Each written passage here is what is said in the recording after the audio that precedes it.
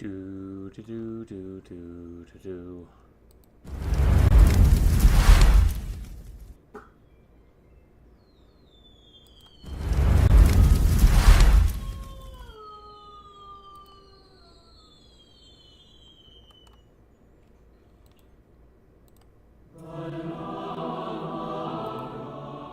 Probably one of the most repugnant possible outcomes to the modern, enlightened, and secular mind is to find yourself entangled and captured in a cult. But here's the thing. Nobody who finds themselves in that position thinks they're in a cult, which is one of the reasons it's so hard to get people out once they're in. If you accuse them of being in a cult, they'd likely be just as offended as you or I would. Which raises a difficult question, which is, how do you know you're not in one? Part of the problem with this word is that it's so vaguely defined in the modern world. It used to simply mean worship. It was a word that was a close approximation of what we mean by the word religion today. Cult in the classical sense was simply a reference to what certain people worshipped. That was their cult. And of course, at one time, everybody worshipped something, and they were honest about that. But today, the word cult has come to define specific kinds of religious communities, which, in addition to having an object of worship, can also be characterized by extreme forms of psychological manipulation, social pressure, and threat of exclusion or even expulsion for deviation from a strict adherence to the beliefs of the corporate body. And whichever way you define it, either the more classical or the more modern, I think both are a fair description of what has become of modern culture. Because if you resign yourself to the default social pressures of today and the conventional wisdom of the day and the message of the day, the one that is forcefully imposed by every facet of popular culture, you are likely under the spell of everything we mean by the word cult. Unlike those who are under the influence of a cult, most people today have no clue that they've fallen prey to it. True worship has become so foreign to most modern people that it's easy to fail to notice when we're doing it by accident. Because worship is whatever we place as our highest good. You could say our summum bonum. It's the thing that conditions all the other goods we pursue in this life. It's the end for which all other goods serve. And it's the thing we refuse to compromise when other goods compete with it. It's also the thing we honor above all else. And here's the thing. Having a supreme good is actually unavoidable. There will always be some one thing at the top of our hierarchy, the thing we value the most. And because it acquires this status of honor in our lives, it's perfectly fitting to say that we worship it, because it is the thing we ascribe the most worth to, which is literally what worship means. We can pacify ourselves all we want with... It's really interesting to think about everything he's saying right now in the comments. Imagine being that guy that crack cocaine is your god.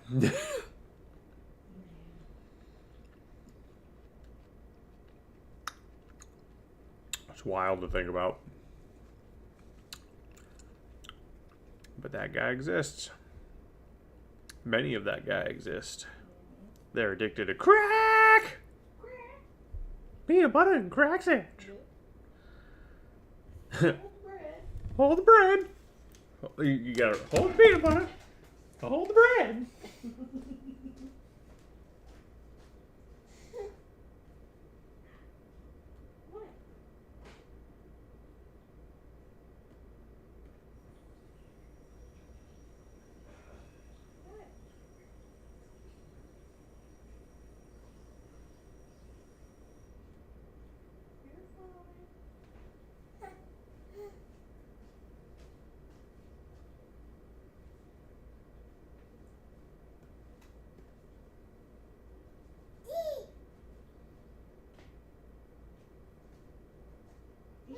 Yes, Daddy is right there. He did not leave.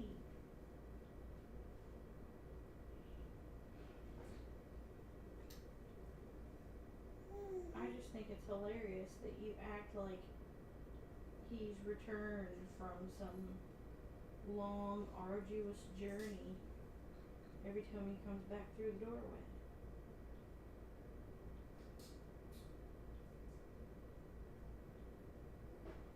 She's like, Father, you went to the land of fridge. Now you have returned.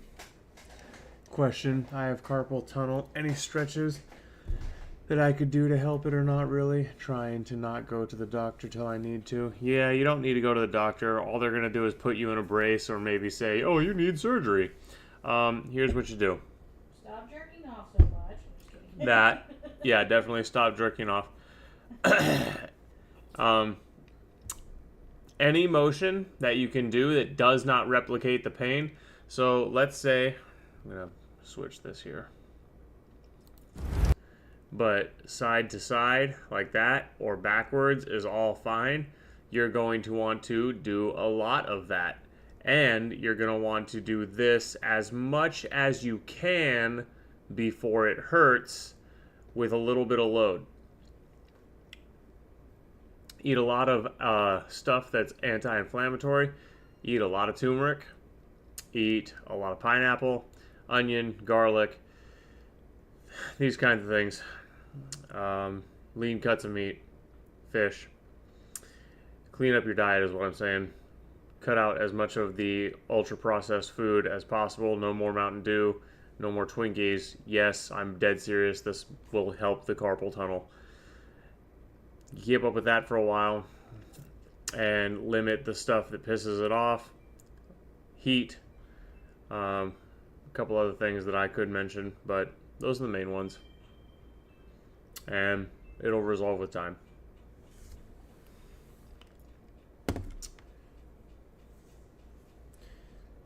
Only ice or cold if the swelling gets so bad that it hurts.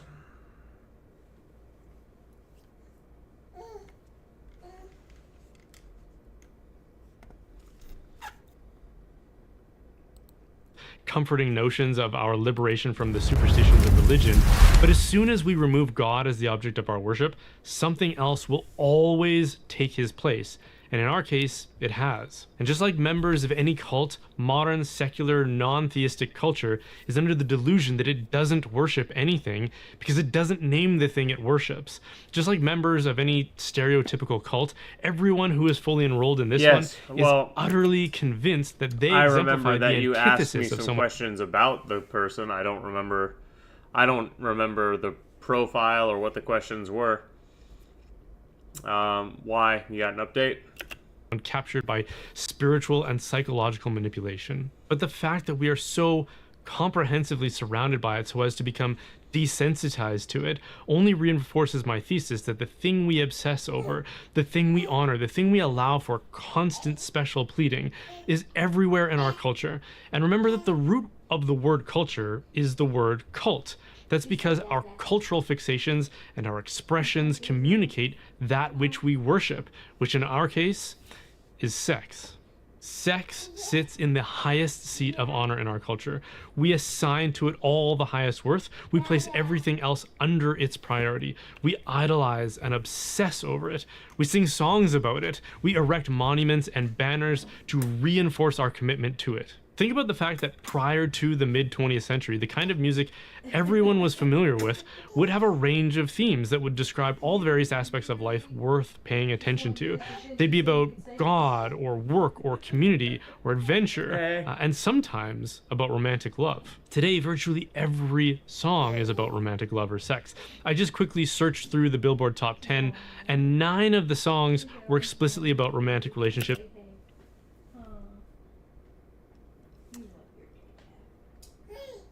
Turns out she is vegetarian and has high cholesterol, so money, I finished her plan up. Well, she has high cholesterol because she's vegetarian. I'm sure they're not. I'm sure that the individual is not willing to hear that, but that's the reality. So are you saying you stopped working with that person because they're vegetarian?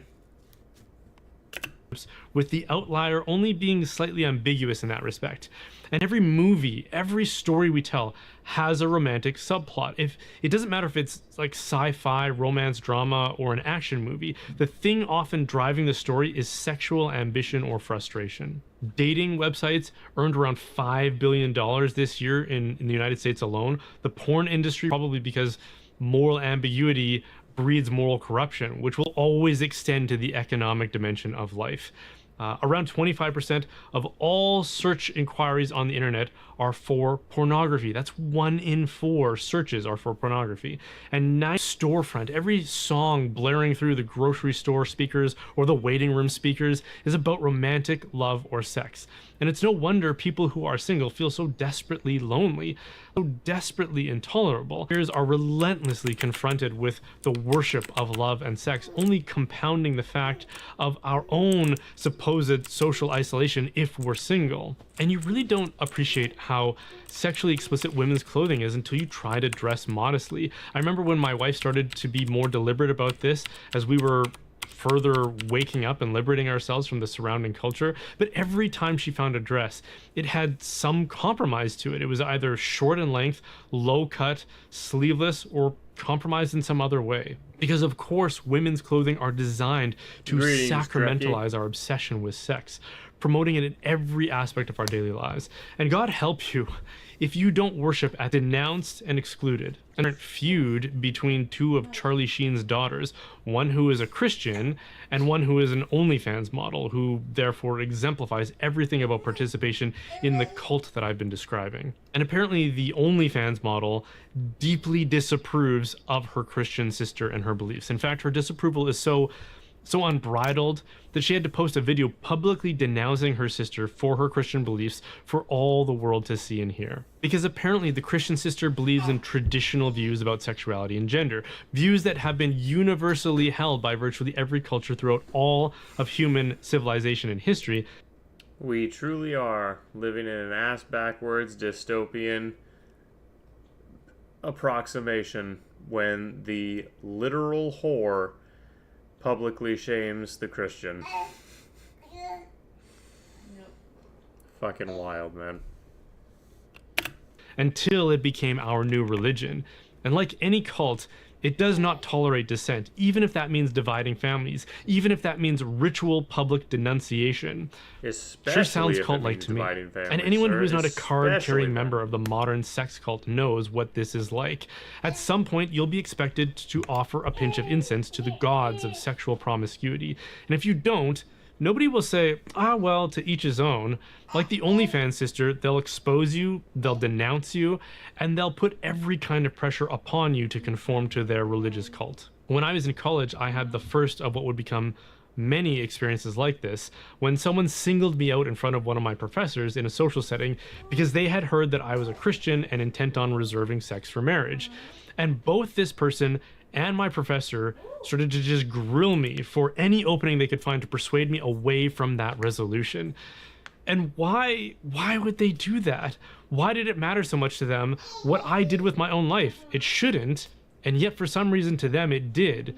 I think that's because my life was a manifestation of dishonor to the thing that they worship the most. This is why today it's evolved from not just Well, I would disagree. So I can understand the angle he's coming at here, and I think that he has something to this, but in that specific circumstance, it can be what he's describing. Sure, it can be the people are pressuring you because you don't worship. Your good behavior is holding up a mirror to their face and they don't like what they see. Whereas you choosing to remain chaste and saving it for marriage and doing what is objectively the good and smart thing, and them choosing not to do that and not believe in that, they know somewhere in their hearts that they're the whore and they don't like having the mirror held up. Tolerating every kind of sexual expression, but the obligation to endorse and honor them. It went from tolerating same-sex marriage because it didn't affect you to, if you don't bake this cake for my same-sex wedding, then we'll sue you. If you don't call me by my... No. It went from two dudes getting married literally doesn't affect you to let us chop off the kid's balls. That's what it went from 0 to 10,000. It didn't go 0 to 60. It didn't go 0 to 100. It went from 0 to 10,000 in like a decade. Landon, welcome in. It occurs to me I didn't turn the stream bot on. Oh my.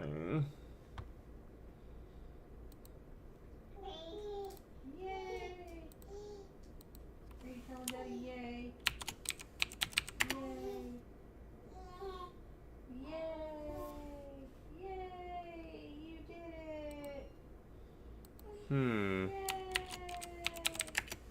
I don't know what you did, but yay. Oh, because my USA and Disso. We have completed a very successful attack on the 3 nuclear sites in Iran, including Fordo, Natanz, and Efshan. All planes are now outside of Iran airspace. A full payload of bombs was dropped on the primary site. Fordo. All planes are safely on their way home. Congratulations to our great American warriors. There is not another military in the world that could have done this. Now is the time for peace. Thank you for your attention to this matter. Now is the time. Now that we've bombed your ass, it's time for peace. Gotta hand it to Trump. That is a dick on the table move right there.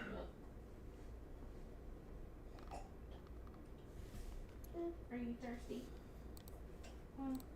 Pronouns, I'm going to have you fired. You can burn the flag of your country. That's a right. That's a freedom of expression. But you'd better not even look at this flag unless it's out of loving devotion. And this is what happens when you displace God as the object of worship. When Europe was still Christian, the highest good, the summum bonum, the thing all other goods were conditioned by, was the worship of God and the goal of beatitude. But eventually, spurred on by the cultural fractures that the Protestant Revolution had exposed, a new philosophy became dominant. Thanks to revolutionary thinkers like Machiavelli, Locke, Rousseau, Mill, and then enshrined in the political order of Great Britain and the United States, which have been the dominant empires of the last 300 years, liberalism held that liberty or freedom of man. But it wasn't a freedom that came through moral virtue or the truth of Christ, but rather a freedom that was simply declared through rights and liberties granted by the government as if it has such authority, and then protected by the refusal to insist upon any moral truth that might infringe upon such freedoms. And to be able to make a liberal, democratic society actually function, we had to be conditioned by the virtue of tolerance. We had to learn that there would be people who would deviate from our beliefs, lifestyle, and religion, and the only way to get along and work together would be by tolerating those differences. And this notion of tolerance was often constructed upon, and in different places, you will find moral establishments or legal systems or moral creeds that are entirely distinct from other times and places. This was and still is the undeniable exhibit of evidence offered to prove the founding beliefs of liberalism. Since there is no objective morality, freedom to define it for ourselves is our highest prerogative. But this supposed evidence is entirely fabricated and self-refuting. As G.K. Chesterton pointed out long ago, if two forms of morality are entirely and substantially different, why do you call them both morality? It would be like an explorer from some foreign, undiscovered land arriving.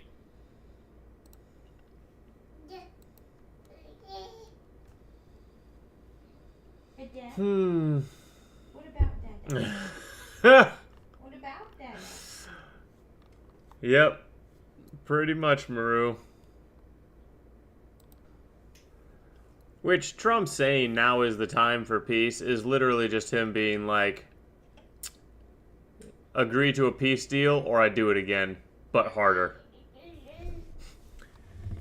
Listen, some people say that you're going to get bombed back into the Stone Age. I don't say that, but people say that. And so I would recommend that you take the deal. Trump slides it across the table. I recommend you sign that deal. Just your name right there. Right there. Yeah, in front of all these witnesses with the cameras. Recommend you just sign that. Here's a pen. Or else.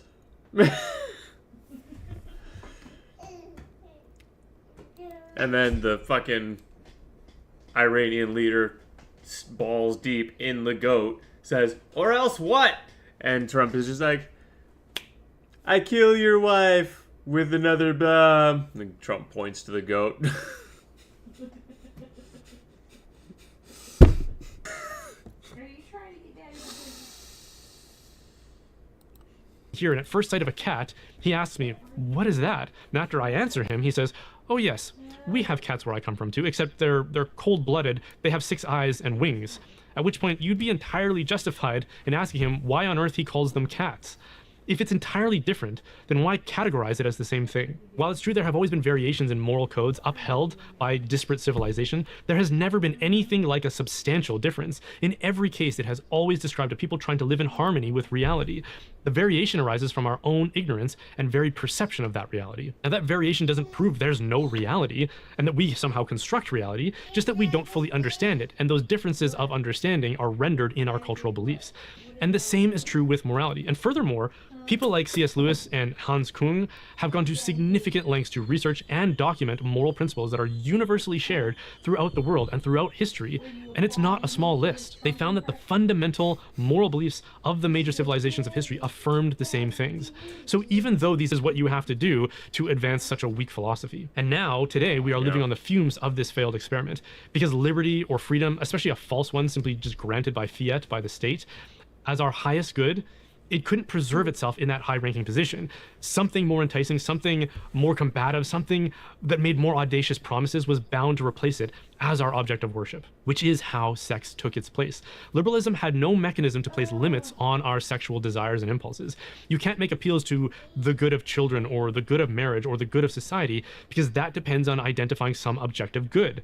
So at every interval that led us to a culture financially, psychologically, and artistically obsessed and dependent upon sex was an appeal to the freedom that liberalism was obligated to grant. If society's better moral intuitions ever tried to place limitations on sexual license, all the perverts had to do was appeal to the god of freedom that liberalism had enshrined in the highest place of honor.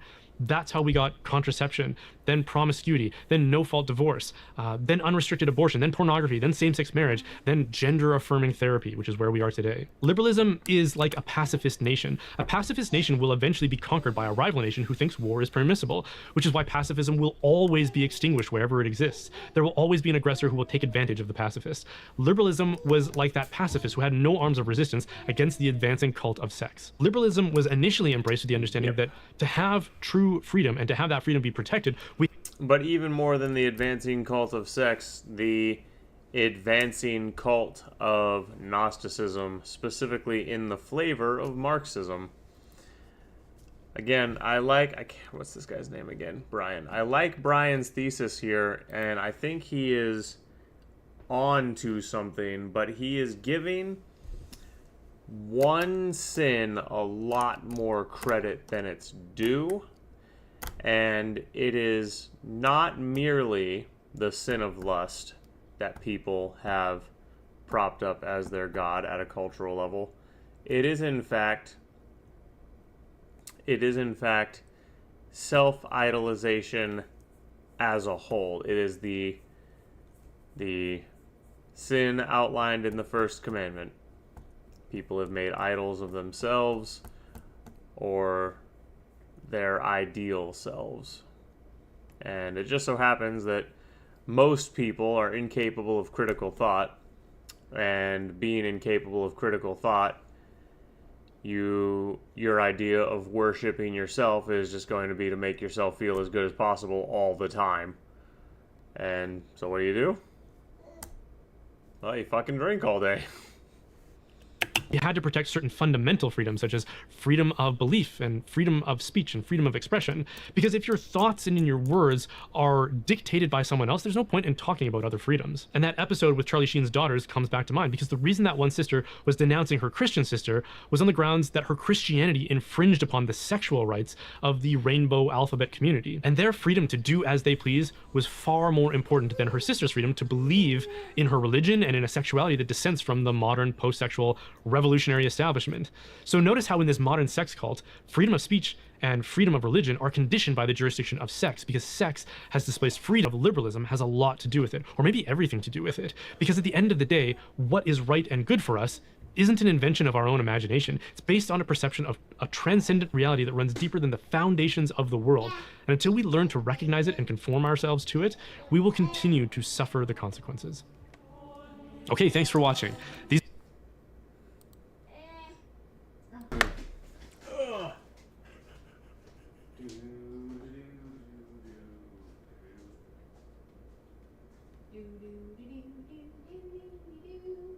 I wonder how long it's gonna take for that stuff to get ready. Okay. Alright. We're gonna what? All I was about to say was we're gonna need to start dinner soon. Lord. Why are you covering my mouth?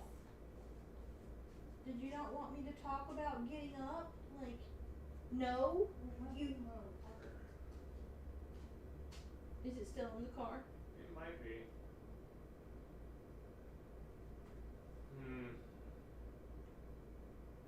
I asked her if she didn't want me to talk about getting up, and she covered my mouth and shook her head no.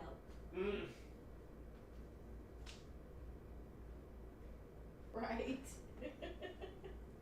Look, kid, okay? Sometimes it's necessary.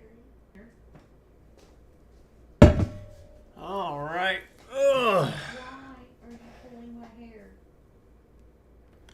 These are the questions. When it comes to the history of things like the Crusades, sometimes Christians, when it comes to the history of things like the Crusades, sometimes Christians will get a pretty bad rap. But I would have them read the surahs, and I asked them to write down how many times explicit political, physical violence is Good evening, commanded. Mr. My Confidant. calculation is it's such a Or ridiculous confident. thing. And the people who quote that and say that just show that they have never actually read the Quran and put swords to people's necks and demand their property. Sorry. That's called theft. Ruslan. hey, before we get into this video, do me a huge favor. Make sure you subscribe. Make sure you hit that like button. Huge percentage of you guys. If you're just listening to this or you're on one of the other platforms, make sure you leave a review and you're following there. That helps out a ton. We're trying to make sure that we spread out the content for you guys. All right, let's jump into this video. When it comes to the history of things like the Crusades, sometimes Christians will get a pretty bad rap, but there was also a practical aspect of trying to take back cities from a pretty massive conquest of Islam all over the world, right? Trying to take back the Holy Land. You just say, Okay.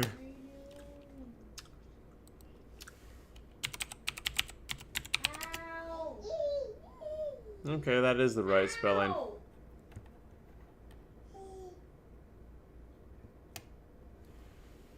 Okay. For some reason, my brain was debating whether or not that was the correct spelling.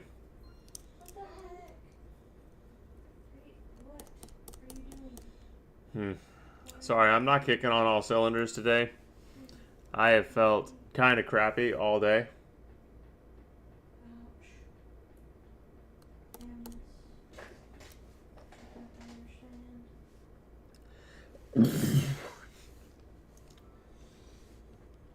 So anyways, how you doing today, Confidant?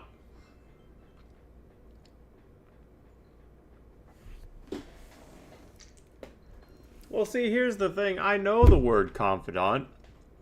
I just don't see it written out very much, first of all.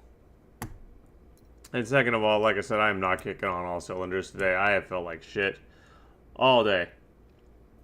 Tired, exhausted, have lots of work I've put off. Me fucking too, bro. I'm wondering, hang on. Did we have a massive solar flare? Oh, yeah.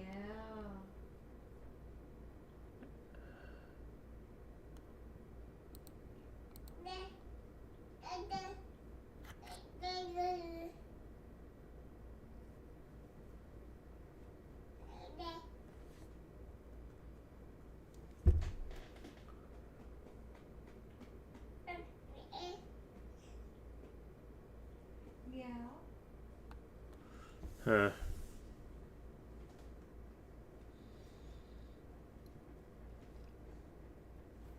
Well, see, and the other thing is, solar activity can push off electromagnetic waves that can actually affect your energy levels. I remember the last time that we had a big solar storm, I felt like shit for like a week. Yep. And what do you know, the solar storm stops, and I suddenly felt better. I thought I was going crazy.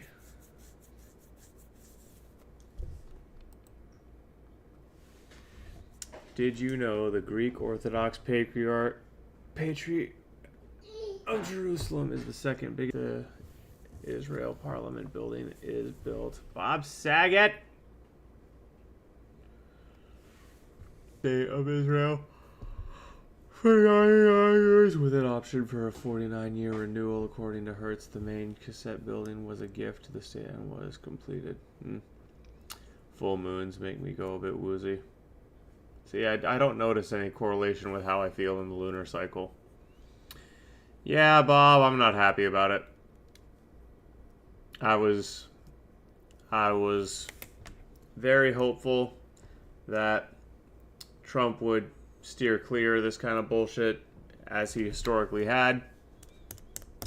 But then again, he bombed Syria in his first term, but that didn't turn into a full-blown war. You're gonna get the other titty. And there won't be any actual action on the ground like what happened with Syria. But either way, I'm not happy about it. And we had one 10 days ago. You want Constantinople back, right? Do you think the Crusades, in their proper framework, not all of them, but generally speaking, what they were intending? Who no one invited to come out of the Arabian Peninsula and put swords to people's necks and demand their property. Sorry. That's called theft.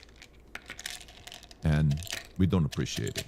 That's fundamental religious commitment, part of Islam. Jihad is not just a matter of spiritual work on the inside. Muhammad did say that's called the Great Jihad. And the lesser jihad is the political, military jihad. But in practice, the jihad that Muslims have been most committed to is the violent, physical, political jihad, which is very much happening right now all over Western Europe, as anyone who knows history knew it would. Are you expecting people who come to the West completely abandon their... Except for the government, we are bombing on the word of a man who already lied, telling Iran how they had.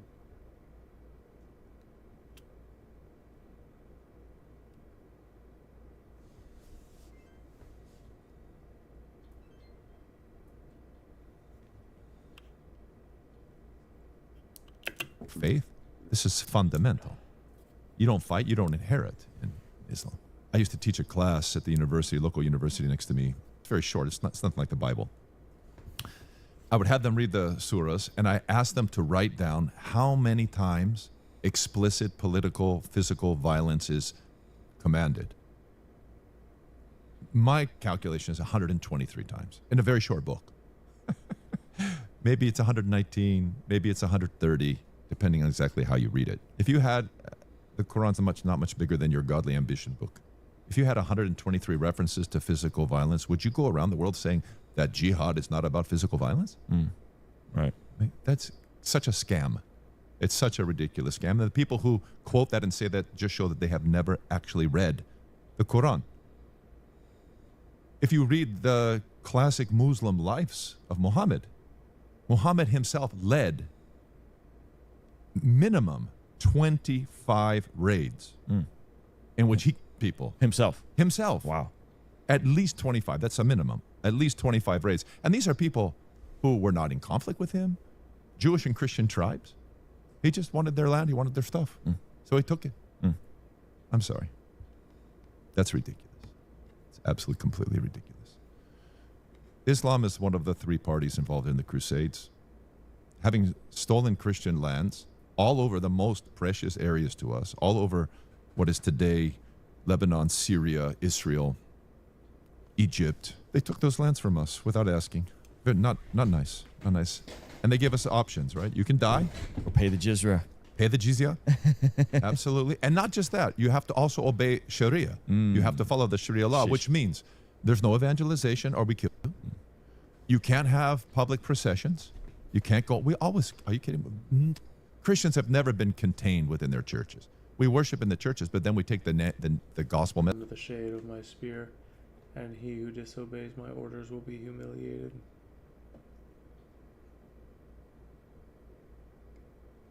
Right.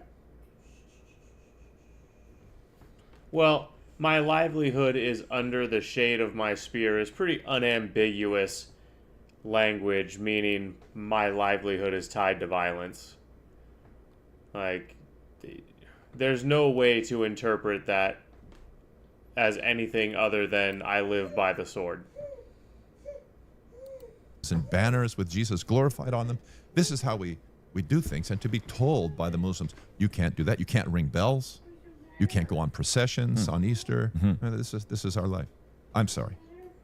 Oh, that is the sorrow.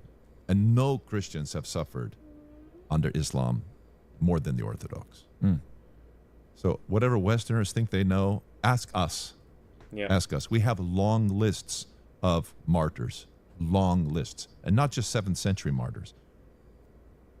Century after century. They tried to take Constantinople in 717. If the Mother of God hadn't defended the city and slaughtered them, which she did, amazingly, they didn't. They were so destroyed in 717 that they didn't try again for 600 years. It was like yesterday. To get into the Orthodox mind about time, I'll give you an example. The late Pope John Paul II, before he died, he's Polish. He grew up with a bunch of Orthodox friends. He had Orthodox in his family. Under conventional labels for these things, I would be considered a Protestant. But I really just consider myself, I'm a Christian. Everything else is irrelevant. He had Eastern bishops consecrated when he became a bishop. The whole eastern part of... Before he died, he wanted to make a pilgrimage. Sticking around. No pope had ever stepped foot in Greece. It was never allowed. So he wrote to the Archbishop of Athens, can I come? No pope has ever come since the schism. That's 800 years. And they said, no. No, you can't. And he said, well, what if I apologize? And they said, well, tell us more about that.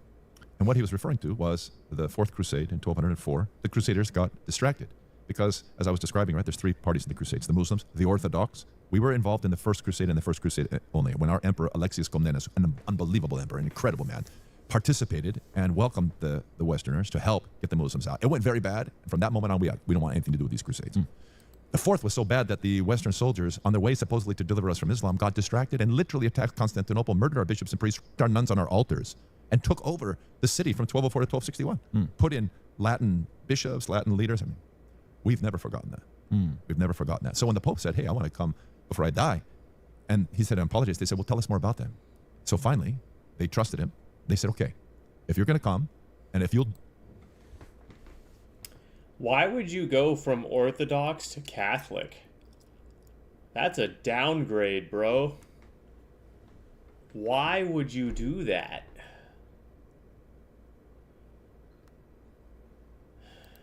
If you'll agree not to enter a single church, they didn't let him go in one church, not to enter a single church, if when you get off the plane, you come and sit next to the Archbishop of Athens on television and apologize for what you did in 1204, we'll let you come. And he did. Wow. He flew into Athens. He would always get off and kiss the ground wherever he went. Right? He kissed the ground, immediately went to the podium, and on national television read a detailed apology for the slaughter of the Orthodox at the Fourth Crusade in 1204. We forgave, and he had his pilgrimage. I mention that because what Western Christian would have kind of a memory like that? Where everything's very short for us, right? We think that we're having our 250th anniversary as a nation next year. And so this is what we as Christians are supposed to do? We're supposed to keep score of who wronged who and keep our brother now for the offense of his brothers in the past? Is that what we good Christians do? I recall something about how love keeps no record of... Love keeps no record. No reckoning, no blah, blah, blah, blah, blah. That's also the true meaning of eye for an eye. Eye for an eye is specifically aimed at forgiving your brother. Yep. Well, because we are supposed to love as Christ loves, or love as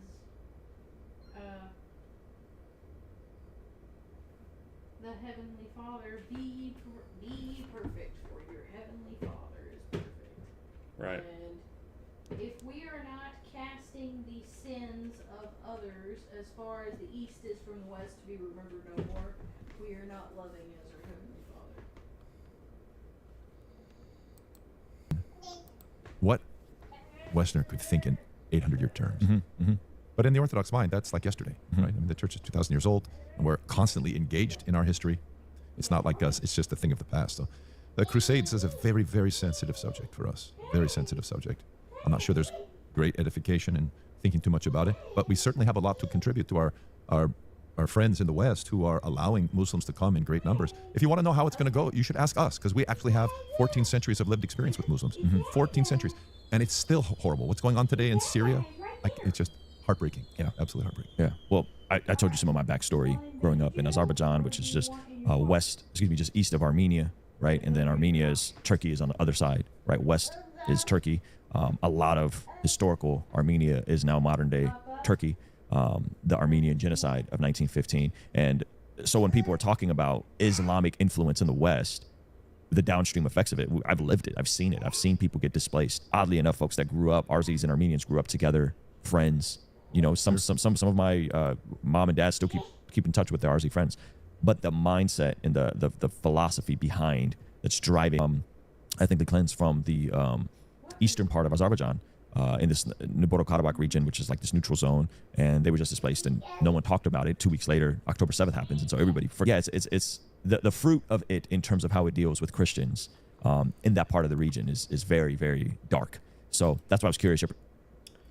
So did you not hear what I was just talking about? About forgiving one another and not keeping score, and was that just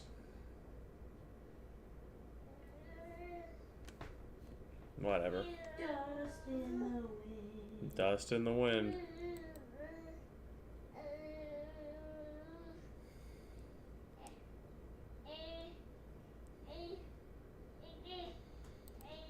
Okay. Might as well. No hate, but how do you feel about being trans and being No hate, but how do you feel about being trans and being close to God? Is it contradicting? Pinch my nipple, okay? Or if it's contradicting. So you're making the statement that it's contradicting, even worse. I'm gonna have to eat you up even more.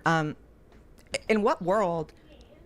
Like, here's the thing. I really do try to, not talk too much about my religious beliefs, my spirituality, even though it feels like I am every 5 seconds. But it's because of questions like this that I can't help but answer, because it's like, in what world is God? In what world is my creator, the creator of the universe, me having a relationship with that and, learn worldly and low level as if somebody is trans or not? And how is God just for you? I know you said no hate, but you also stated that it's contradicting. You said it as a statement. In what world? I feel like some of y'all would believe that God is for like someone, a serial killer on death row after killing 17 people before you'll even consider if it's like God's for like gay and trans people too. It's like, I promise you, God is for everybody. The weird ownership that some people feel like they have over God is really weird. And obviously it's what like every war is fought for. If you don't know, it's the background behind like us going into World War III is like, 2 of the 3 Abrahamic religions going to war, Judaism and Islam. That's what is really going on in the Middle East right now. But like, and so I get it that everyone, everyone's fighting all the time. But I promise you, if God is for Ted Bundy, if he repents at the end of his life, God is for me, regardless of if my hair is long and if I have plastic surgery or whatever the hell. I promise you, God is more concerned with my soul than my shell. I know for a fact that it is not contradictory for me to be trans and believe in God. And it's just really weird, this mindset, because it also feeds into why so many people in the LGBT community are so godless. We would have so much better social cohesion between straight people and gay people if gay people and trans people felt more of a permission to seek God, to have a relationship with God, than what's happening now, which is, you know, just a lot of really godless behavior from that community. And I feel like it's just a self-fulfilling prophecy. If all the people dropping bombs in the Middle East, if all the people, you know, signing legislation that hurts people. So, I agree and I disagree with Blair here. On the one hand, Blair is exactly correct. Are you telling me you're thirsty? And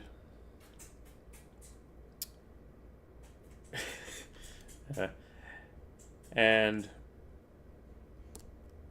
the gatekeeping of God and the faux ownership of God is unproductive, and it alienates people, and it encourages a godless society.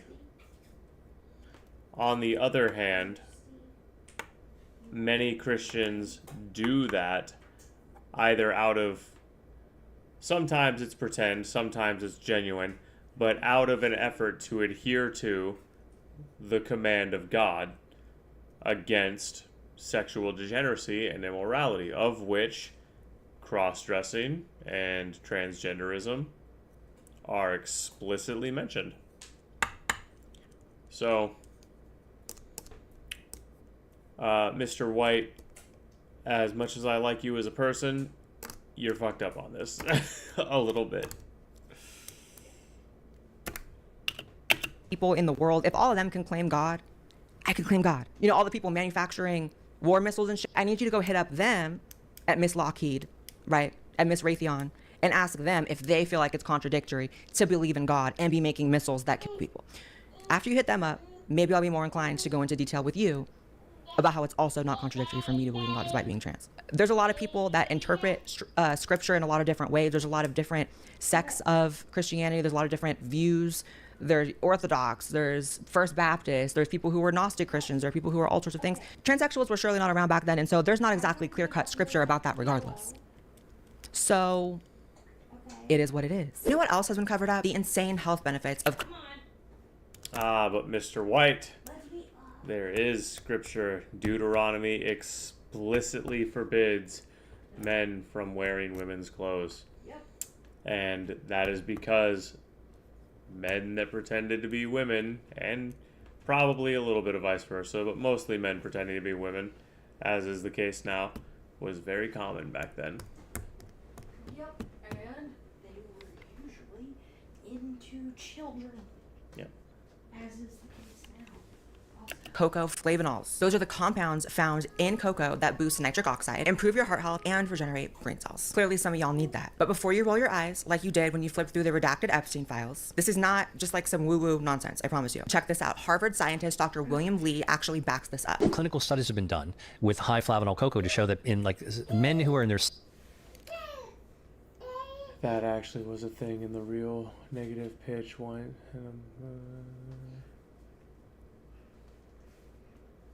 That's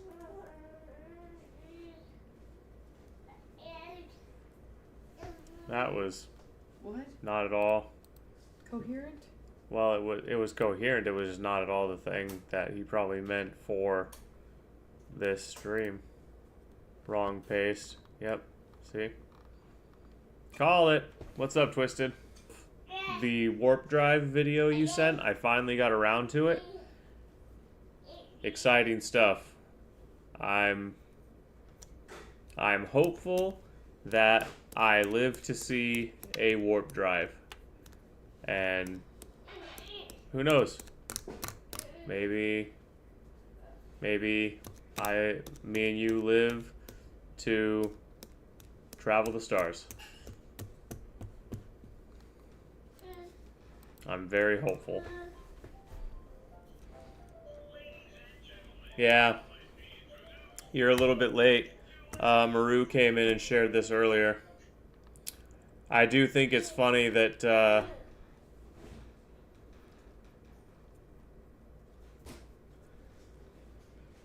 I do think that it is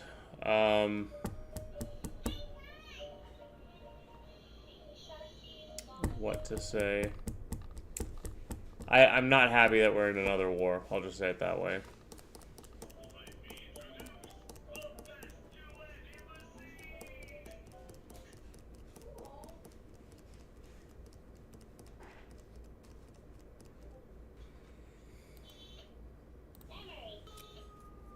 Not war. If someone drops bombs on me, I'm at war with them.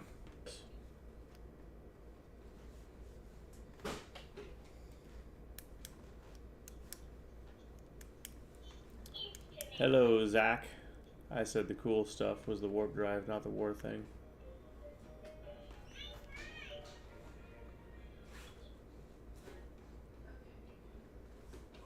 Oh, yeah, I knew, yeah, Twisted, I knew that you, when you were talking about the cool stuff, I knew you were talking about the warp drive. Yeah, we had a miscommunication there, but I understood that the cool stuff you were talking about was the warp drive.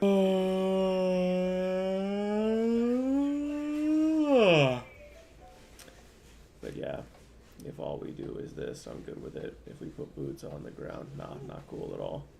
Oh, wow, I'm surprised we hear that. I'm surprised to hear that from you, and I'm glad to hear that.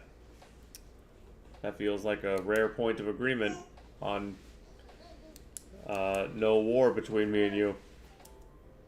What's your take on the boom boom? I'm not a fan. If it's, like Twisted said, if it stops there, I'll live with it. The Syrian airstrikes were kind of a similar thing. Shot across the bow to force compliance. Still not happy about it, but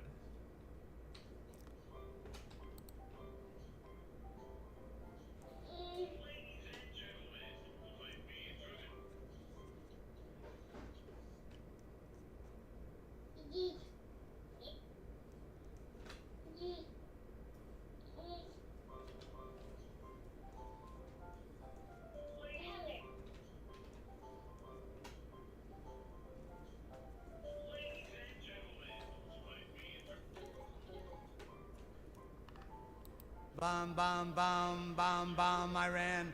Bum bum bum bum bum Iran. Bum bum bum bum bum Iran. Bum bum bum bum bum Iran. What country's got a feeling really hit the ceiling? Bum Iran. Bum bum bum bum Iran. Went to a mosque, gonna throw some rocks.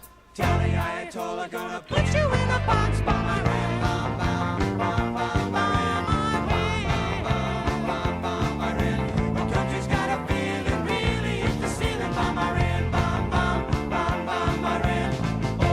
Sam's getting pretty hot. Time to turn Iran into a parking lot.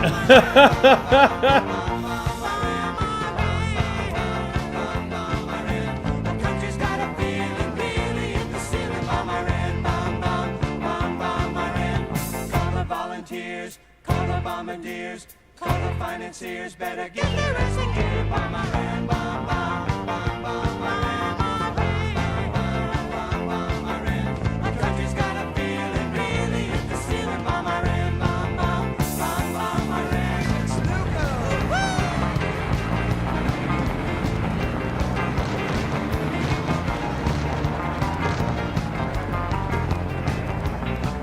some songs are just evergreen, you know what I mean?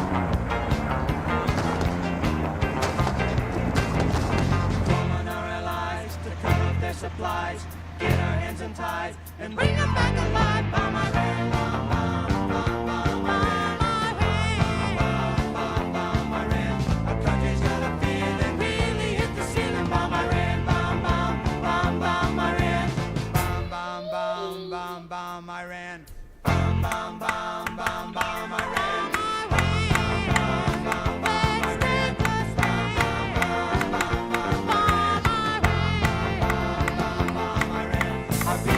Stealing, now it's time for dealing. Bomb Iran, bomb, bomb, bomb, bomb Iran.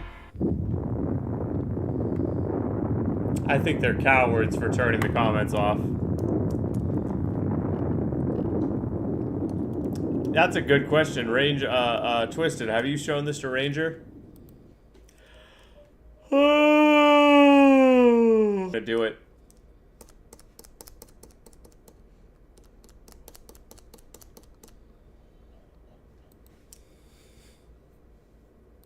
60s with heart disease, they could actually have 2 cups of dark chocolate hot cocoa a day for a month. Yeah. Within cocoa, but it's usually destroyed in the chocolate making process. And that is where Black Forest Supplements comes in for the win. But I wanted... But now we're not going to be able to see his reaction. Ah... I wanted to see him spurg out about it. Ah. have created the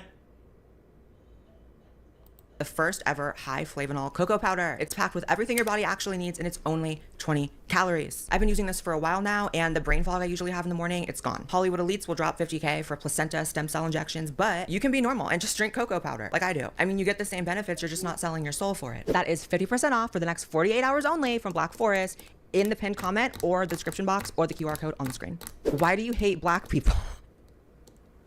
Do you not have any Black friends? I don't really have friends, influencers on TikTok. We're talking about how much there is hatred coming from that way towards white people. And I think that there is a really big misconception in this world that white people wake up thinking about, getting mad about Black people. And it's really not the case. It's really not the case. I think that if you weren't stupid, person who wrote this, you would probably more so be picking up on the disproportionate hate going from Black people towards white people. Like, the strongest word white people can even think to come up with that represents their, like, resentment towards Black people is fatigue, just that they're tired. Whereas white people, we have, like, male monkey, colonizer, white trash. Like, it's just... Ranch raccoon. I heard that one the other day. It's pretty good. Ranch raccoon, shut up. That guy Ranch raccoon. That guy looks familiar. I feel like I know him from somewhere.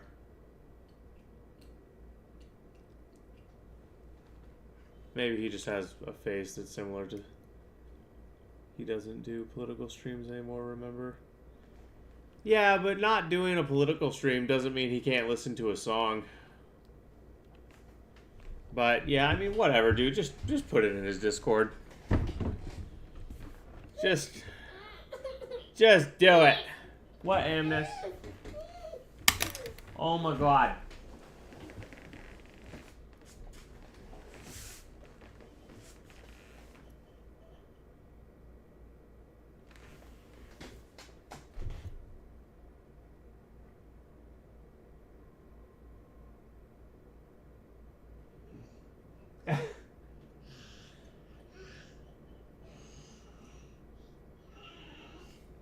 Silly kid.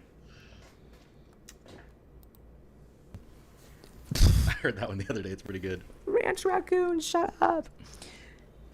If you look at the way that it is commonly accepted in American culture for Black people and any other race to talk about white people, it's really not a two-way fight. Just saying. So no, I don't hate Black people, and no, I don't have Black friends. Because I don't have friends. Y'all need to stop calling me racist. I am not racist. I don't care if you're Black, Mexican, Asian, normal. This is our first normal celebrity question in the Q&A from Carmen Carrera. Hey, Carmen. If you could sit down with Candace Owens now, what would you discuss/debate? I mean, I don't really know. I'm not really pining for some type of sit down at all. People think I have this like long-standing resentment towards this person. I know that every year I become like an entirely new human being because I'm actually growing and evolving. I'm not stagnant. And so I kind of just give other people that like baseline, everyone's probably a different person at least every few years, right? Which is probably just giving people too much, but I don't have any like negative energy. So I don't know. I guess it could maybe be a productive conversation, but like, would it? Do you ever want to adopt children someday?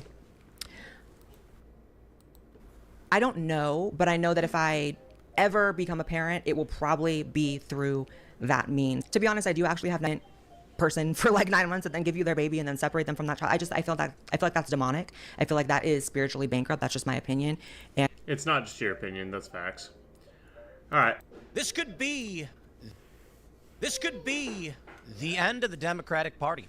Now, I was surprised to learn recently, and I can't believe I didn't know this, the Democratic Party is the oldest political party in the world. And all good things must come to an end, they say, or in this instance, a really, really bad thing. I'm reminded more of the story of the man who had the ring that said, "This too shall pass." The New York Times is reporting that the DNC is in chaos. They lost their donor. Their new leader is on the verge of quitting. They just removed a bunch of their vice chairs. and their approval rating has reached a new low. Republicans, on the other hand, they're doing okay. I mean, they're underwater. People have criticisms of the Republicans, but it's fascinating. The Democratic Party has no leader. There is no one in the party with charisma. And even their top polling candidate for 2028, AOC. What's my take on the Iran War Powers Resolution bill? Based on what I've heard so far, I'm against it. Based on what I heard so far, correct me if I'm wrong, isn't that the bill that would basically give Trump the ability to completely ignore the Supreme Court across the board? Which, on the one hand, sounds based as fuck because the Supreme Court has done a lot of backstabbing of Republicans, especially that fucking traitor Amy Coney Barrett. But,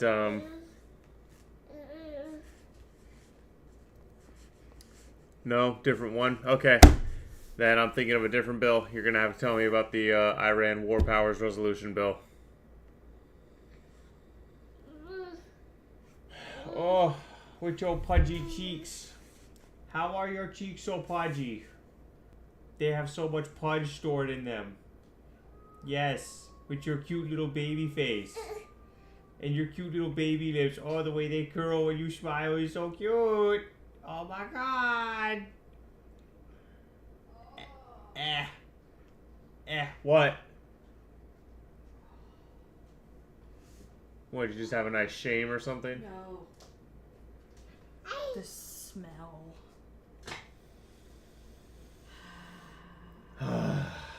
Yeah. Yeah. Which luckily I have a whole bunch of more seeds. Like, as you inhale that, you feel like it gradually opens up your nostrils, too. Yeah. You want to smell? That's the bill Massey introduced to stop Trump from invading Iran. Okay. Smell. That is basil. It's very good for you. Yeah. Yep. Mommy's gonna make some pesto. Mommy liked making pesto. Daddy Yeah. liked eating pesto. Twisted's Italian. He loves pesto. Yeah. Pesto is good. I feel like if you're Italian, you're basically morally obligated to like pesto. Well, yeah. Even if you're only a little bit Italian like I am. Right. Like, if you have so much as 1% Italian DNA, you must like pesto. I'm gonna go eat dinner. Hey, we'll see you later, dog. I hope you come back. Baby, come back. Baby, even a fool could say, I need you, Groove-ass. Groove-ass. Right, just eat dinner at your computer like a normal person.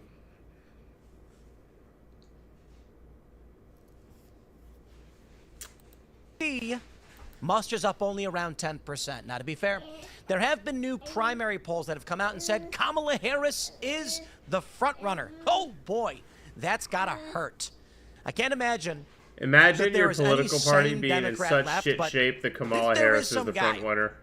Well, to be fair, I don't know how many of the sane ones were That's there who for they're a while, looking but at for the next let's say run. there's at least some rational Democrat who really understands what's going on in the world, and they just genuinely like the crackpot worldview of the Democrats. They're sitting there being like, yeah, we lost. That's it. You've got this viral video from Eric Swalwell where the best they can muster up is fictional reality lies. But people don't want to live in that world. Liberals, I think, let me put it this way. I think what separates, and this is, we were talking about this on Timcast IRL. What separates liberals from conservatives, there are many factors, one of which is liberals live in fictional realities. They base their view of the world off of movies and TV shows. That's why they think And guns CNN. with suppressors go pew, pew, pew, when that's not at all what they do. That's why they think machine gun support for their cause. They make fake political videos. The right, not so much. Maybe they should. But now we can see the ramifications, my friends. What's happening is that people are fleeing en masse. Young people are becoming Christian and conservative. and they ain't having what the Democrats are selling. The media, the corporate press, is the only reason why they still exist. But we'll get into all of that, my friends. Before we do, we got a great sponsor. It is Field of Greens. This stuff's actually, I actually got a bunch of it right here. Field of Greens, like powdered, pulverized fruits and veggies. And it tastes great. It's really fantastic. It's got Tim literally selenium in it. That's good. It's like, yes, it is, Tim. Good job. You did it. Yeah.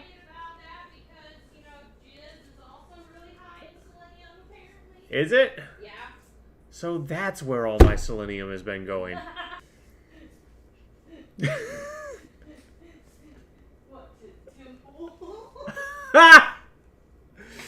Caitlin, I'm pretty sure that if I was secretly selling my spunk to Tim Pool, I would have told you about that. You would have seen me jerking off into a little petri dish and slapping a label on that Timcast. Or maybe I'd be that guy and I'd print out a few labels and it would say, "For Timcast to eat." Best served fresh or over some nice rocks. Oh, you flipped your thing over.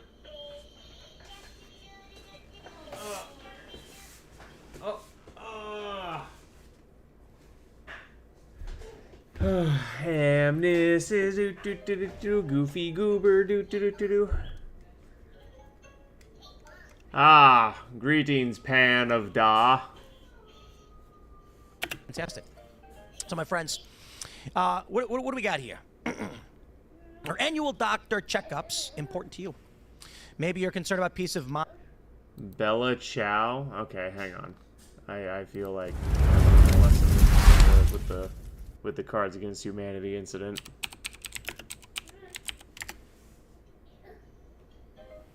Okay.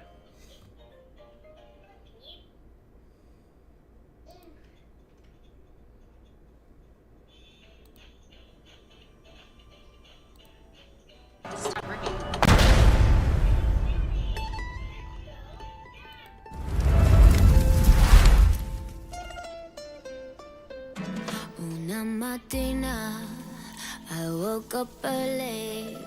Oh, bella ciao, bella ciao, bella ciao, ciao, ciao. Una mattina I woke up early e ho trovato l'invasore. Partigiano, take me with ya. Oh, bella ciao, bella ciao, bella ciao, ciao, ciao. Partigiano, take me with ya. Che mi sento di morire. E se io muoio da partigiano. You sound like you hurt yourself. What'd you do? What'd you do? Ow, did you hurt yourself? You hurt your fingers. Oh, are you okay? Okay. Are you okay? You hurt your fingers. Yeah, did you land on your wrist, funny? Okay. Okay. Okay. This is not a good rendition. The Money Heist version is the best version. You say so. There you go. Mind, family history, you got health issues, you want to stay ahead of any health problems, would you do anything to avoid going to a doctor? I mean, maybe sometimes you should go to a doctor, but if you're being healthy and you're tracking your intake and you're making sure that you're exercising and eating right, you can avoid all these things, and it makes life a lot easier, especially when you've got this stuff. Actually, we have it here because I use this all the time. Wild Bear. Or, hang on, let's brick house.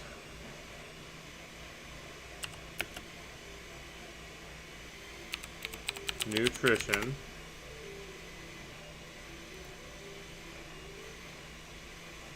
Products. Oh my god! Let's take a quick gander at, okay.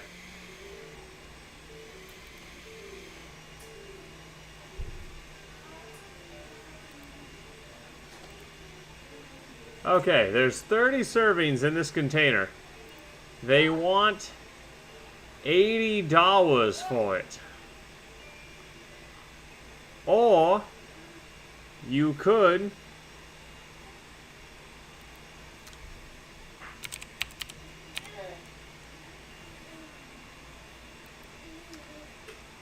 go here. This is my company's supplements. Not my company like I own them, like I work here. And get our greens and reds for literally less than half of the price. And hang on, how much you want to bet? I'm curious. Let's look at, because it's the same shit in all of these damn things. Barley, grass, broccoli, cherula, blueberry, raspberry, strawberry, blah blah blah. Oh look. Wheatgrass, spirula, alfalfa, barley, kale, lemon, cherula. It's the same exact shit. You're welcome. Flavor. It's really good. And your doctor will notice the difference or your money back. Panda, I have no idea what you may have or may not have missed because I was just continuing to watch the video and go about my stream. I know that this may shock you, Panda. This may come as a surprise. I don't modulate my stream and completely adjust everything I do according to whether or not my content freezes on your end. I know. That's kind of shocking. I'm sure you thought I did. But I assure you, no. Back. Wow, that's a bold claim. There's real customer feedback. Some people have said the best blood work they've had in a decade. The doctor told them, whatever you're doing, keep doing it. Again, I really do think that a large component of it is there's a lot of vitamins in here. And let me tell you guys, I had a period where I was eating nothing but chicken wings. I'm not kidding, for like 3 months. It's just every meal was chicken. And needless to say, I wasn't feeling all that great. But they're so good. And my wife is like, maybe you should eat a vegetable. And I was like, yeah, you know.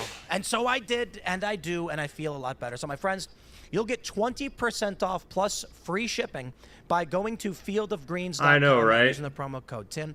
Shout out to Brickhouse Nutrition and Field You of just Greens. got Don't here, forget, race car, so Cask clearly, Brew you know, Coffee every time, at as we know, every time a new chatter or audience member pops in, we have to restart the stream from start. Like, I gotta redo everything we did. Every syllable must be re-uttered perfectly. I'm gonna have to get my daughter to cry and be obnoxious in the same ways so that you can relive everything you missed before you got here.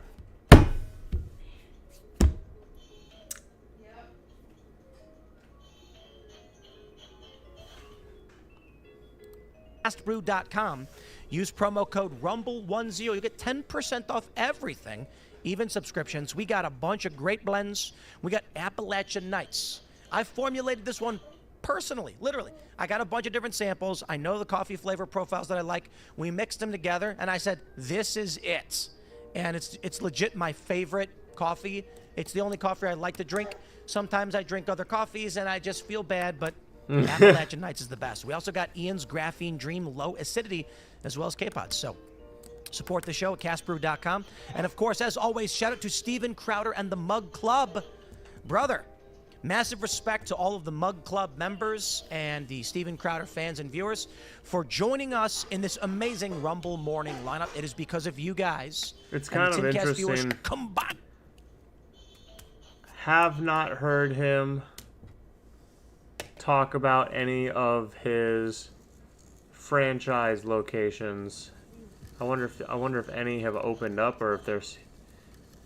Oh, I wonder if he even got any good offers to open one, and might have just given up on that. That Rumble dominates around 60% of the top news broadcasts online. It's Rumble. Rumble is the premier space for live streaming as well as live news. They own the live news space, and it's thanks to you guys. So shout out to Steven Crowder for supporting the mission and the work that we're doing. Shout out to Rumble. Don't forget to smash that like button. share the show with everyone you know. Let's read the news right now, my friends, from the New York Times. I'm willing to give it a watch after this video. And desperate for cash.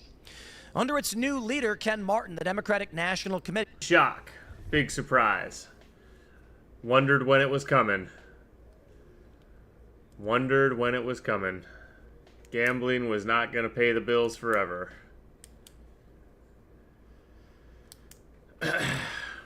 Well, hopefully it's not as intrusive as Kick. Hopefully it's like 1 every 15-20 minutes instead of like 3 every 5.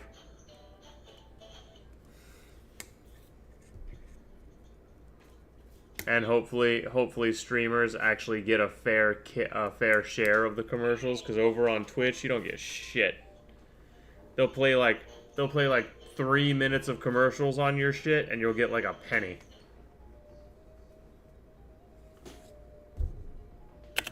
Has been plagued by infighting and a drop in big donations, raising alarms for Democrats as they try to win back power.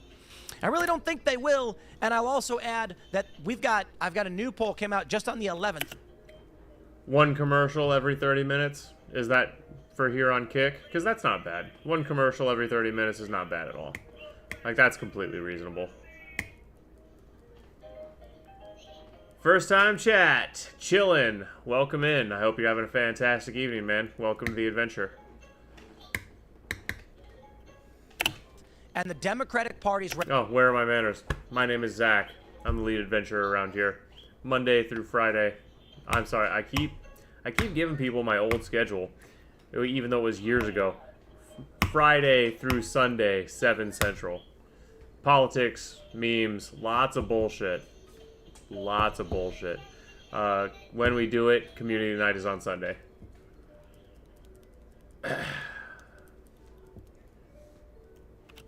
Ratings That's are what gone. you're hoping now, for? I feel kind of bad.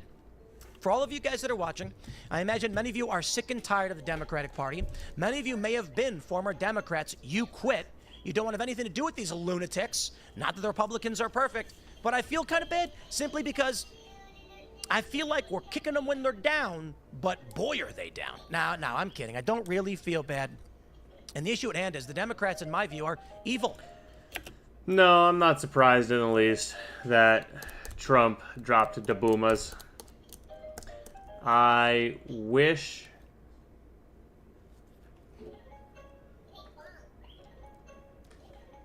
it could have been avoided.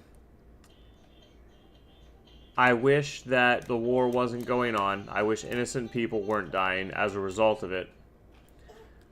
And I wish that my leaders didn't continuously submit to the manipulations of other governments.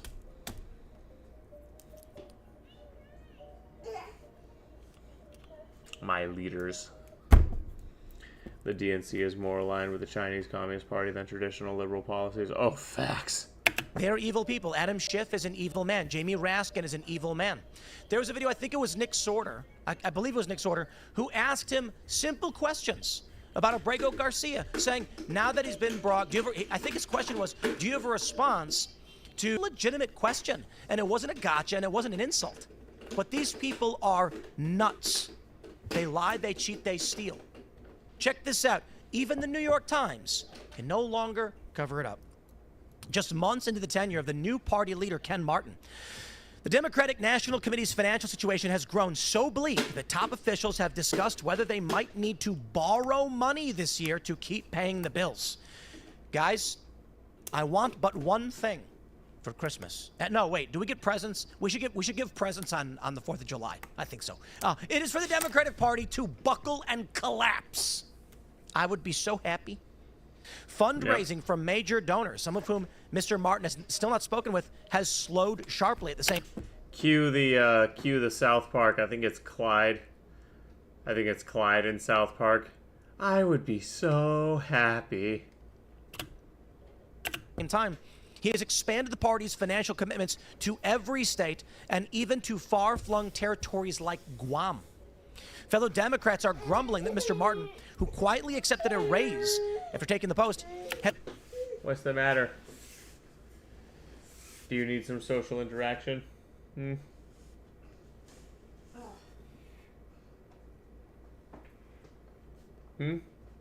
on, you can do it.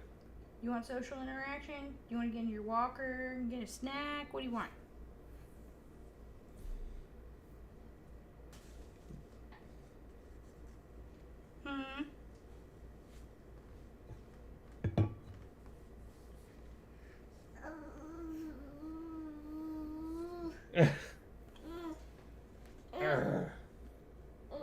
Rawr.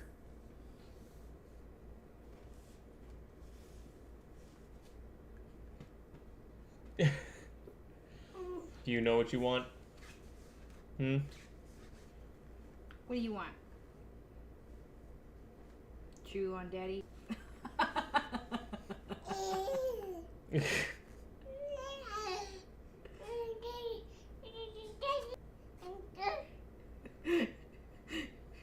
You're just telling daddy all about it.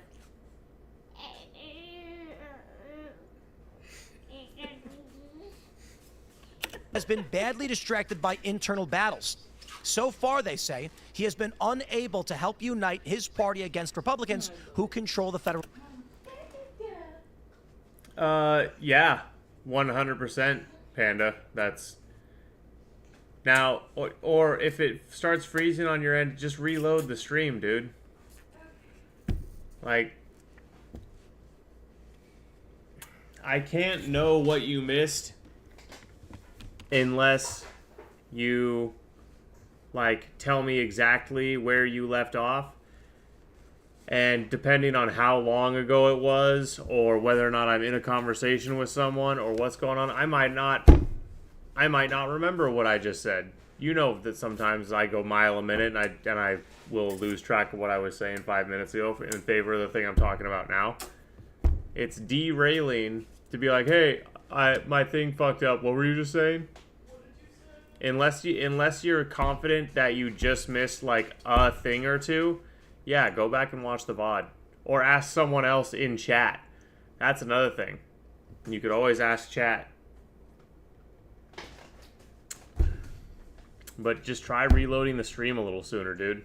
9 times out of 10, that fixes it. Well, 7 out of 10. Government. A protracted and public fight with David Hogg, the 25-year-old activist turned DNC vice chair who blindsided party officials with a plan to challenge incumbent Democrats, made things worse. The clash included the leak of embarrassing audio of Mr. Martin questioning his role and ended in Mr. Hogg's unceremonious exit this month. Guys, who are these people? David Hogg? Mr. Martin? The party's actually been dead for some time, but did you guys know this one? That this dude, Ken Martin, was crying? I'm going to play the audio. I'm going to play the audio. Look, it has plenty of warts, and we're all trying to change those for sure. But if you haven't heard this audio, it's kind of funny. I'm going to skip to the end. Basically, the dude is paying lip service to Hogg at first, and then gets to the end point, which is, but you fucked everything up. I understand, and it's just a belief the Mississippi Wi-Fi in your area seems to have been causing it for the stream for a while now, not just my end. I mean, there's literally fuck all I can do about Starlink not having the best signal out here. The fact that David Hogg even made it to that position really speaks volumes how desperate. Oh yeah, 100%. Martin does open his mouth for Hogg. Yes. Continue this fight in this country. And because I don't want to hear his blathering. I'm sure you don't either. But I do want to hear the part where he nearly cries. I'm trying to get my sea legs underneath of me and actually develop any amount of credibility so I can go out there and raise the money and do the job I need to put ourselves in a position to win. And again, I don't think you intended this, but you essentially destroyed any. It's really frustrating. Did you hear that? The last bit. The last bit. One more time. One more time. That I need to. So it's really frustrating. You can say when he said you can hear when he said the word frustrating. The man is on the verge of tears. Now, I gotta tell you guys, You may be saying, Tim, you're being so mean to the Democrats. Why? This is why. For those that are just listening, not seeing, I've pulled up an image of 6 mug shots from the Trump administration where they went after Trump's lawyers and advocates, confidants, personnel within his administration, his campaign, etc. It was no holds barred political corruption against Donald Trump and his team. They lied about what Trump was doing. They falsely accused him of crimes. They trumped up charges against him. Haha, trumped up. I am sick of Airshot, that was a pretty strange thing to say just now. I like it. this, and I have zero sympathy for these smarmy, evil scumbags. shoulder hurts. Republicans are many things, but I'd typically describe them as greedy, self-interested jellyfish. You've got people in the Republican Party that are not going to do what the American people need done. They're going to pull their heads into their turtle shells and hide. Those are the do-nothing, slow down there Democrats. You know what I'm talking about. And you know, some of them deserve Fucking credit. Mitch. There's some Democrats I like, too. There's some Republicans Mitch I is don't- too Republicans I turtly like. for the Turtle Club. But the Republican Party, typically, I say this. You know, let me put it this one. Did I say something to that effect a few years ago? So wobbly. Man, it's been a minute since we saw you, Wobbly. How's it going, bud? Hope you're doing well, man. Welcome to the adventure, dude. Welcome back to the adventure. There you go. Yep. I know, correct me if I'm wrong, you're still persona non grata over on Twitch. The commies got you banned, right? I got a call from me ma back several years ago. I'd been making many YouTube videos talking about the Democrats. And she said, why are you only talking about Democrats? Why aren't you criticizing Republicans? And I said, okay, sure. What have Republicans done? Oof. And she was like, well, I don't know. I'm just saying you're only ever talking about Democrats. And I was like, yeah, okay, you know, by all means. Give me a story about a Republican that is shocking and newsworthy, and I guarantee you I will cover it. And there are some. There are some. At the time this was on my Timcast channel on YouTube, I was doing a video every day at 4 p.m., and it was almost always like Democrats were doing a thing. I'm back, but I don't stream on Twitch. I think the reality was clear. Gotcha. And my mom came to realize it. I said, the truth is, when it comes to scandals and untoward behavior, it's the media, it's the Democratic Party. And the worst thing I can say about Republicans is that they're do-nothings. They sit on their hands, they cower in fear, and they don't do it. They're the Washington Generals, the Democrats' Harlem Globetrotters. They were bad people, they're criminals, there's crooks, there's fraud, all that stuff. But it pales in comparison. I mean, if we go back, we're looking at the Russiagate scandal. The false accusations against Trump that he was a traitor to his own country. What did you find? They were lying. So what's the story? Democrats were lying. Now, I'm glad the market finally caught up. We have this from Real Clear polling. The current Democratic Party favorability is minus 23.6 in aggregate, with one of the latest polls from Marquette having them down 31. Wow. Massive.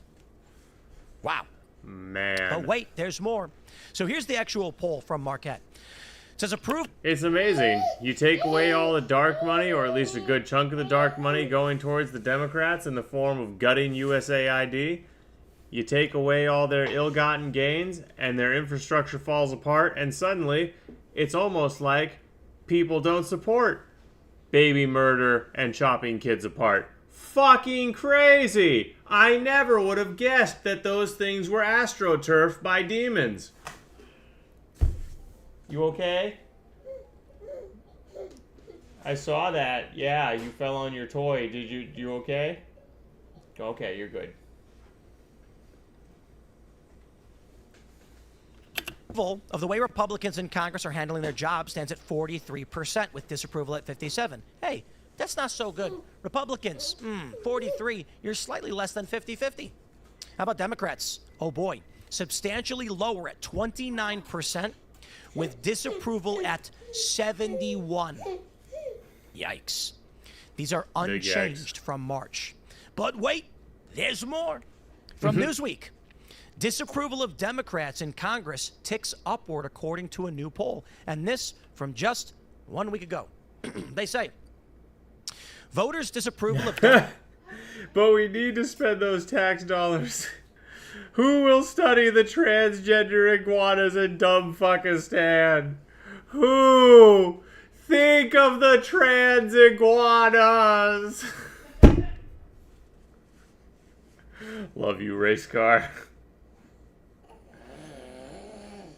Remember when all the initial reporting about USAID was coming out, and the left kept trying to say that like the way Musk represented it or the way he talked about it was a lie, and they would like the transgender mice thing is they weren't studying trans mice, they were studying literally everyone started posting the studies. Like, no, they were literally go and look at the report and go to the study.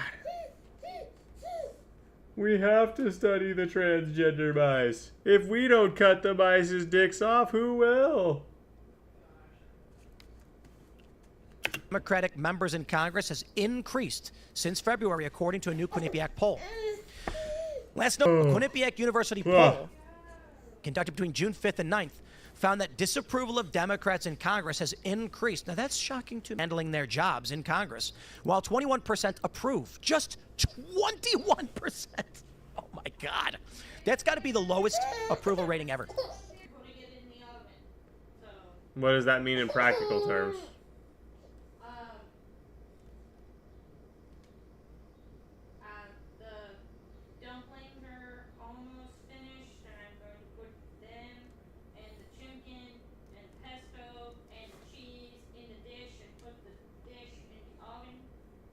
How you make keto dumplings? You make them out of cheese. Oh. Yeah, that's why I got cream cheese. Oh. All that gnocchi that we had in the freezer was pre-made cheese dumplings that were going to be freezer burned if I didn't go ahead and cook them. So. I don't really believe in freezer burn, but whatever. For the Democratic Party. Maybe, I don't know. Among Democrats, 53% disapprove and 41% approve. Just 9% of Republicans approve of Democrats' performance, while 84% disapprove. That is remarkably bad. Now, here's the best part. Yo, let's take a look at that poll I just showed from Marquette, and I'll tell you how really bad it is for Democrats. Approval of the way Republicans in Congress are handling their job. I mentioned that, 43%. Oh, jeez. Oh, jeez. Daddy's going to take his shirt off because it is hot in here. Maybe. I mean, she's wearing shorts and a crop top, man. I don't know how that could be it.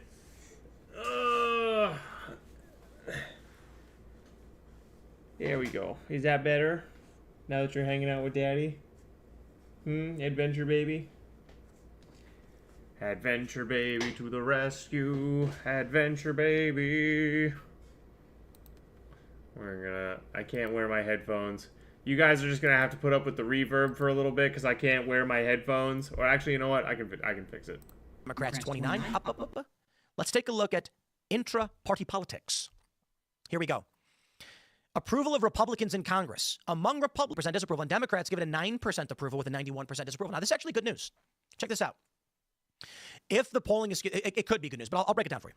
If among independents, it's more than 2-1 against, but Republicans are still doing decently well, it's indicative of a large and growing Republican Party, or it's that the poll is weighted poorly, and that could be a reality as well. But among that weighting, take a look at this. Approval of Democrats. Among Republicans, 7% approval to 93% disapproval. Independents give Democrats a 33% approval to a 67% disapproval, but here's the best part.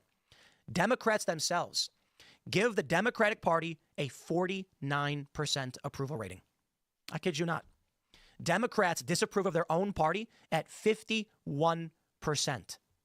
Yowza. And thus, my friends, the party's collapsed. They say it's the oldest political party in the world. You could argue that the Conservative Party in the UK was an offshoot of the Tories, but it's still a different political party. And in that regard, the Democrats were the Democratic Republicans. No, this is it. All things come to an end. And the Democratic Party is the oldest party in the world. It may be on the verge of collapse, but what happens next? If the Democratic Party crumbles completely, what do we get? The Libertarian Party is a bunch of wackaloons. We may get the Democratic Socialists. I don't see how they muster anything up, and it may just be the Republican Party becomes the principal dominant political party in this country. because the Democrats can't muster up any meaningful retort. No charismatic leaders, no policy plans. It seems the strategy of Democrats these days is to fight cops to get on TV. I'm not kidding. Democrats. Realistically, what's probably going to happen is if the Democrat Party crumbles, the Republican Party will power in the short term, and then because the Republican Party goes left, it will end up becoming a largely centrist party, even more than it already is, and a new right-wing party will emerge to replace it as the right-wing political party. And very gradually, the cycle will begin again.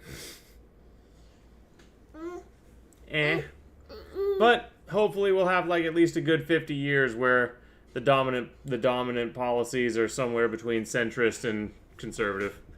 That would be fucking dope.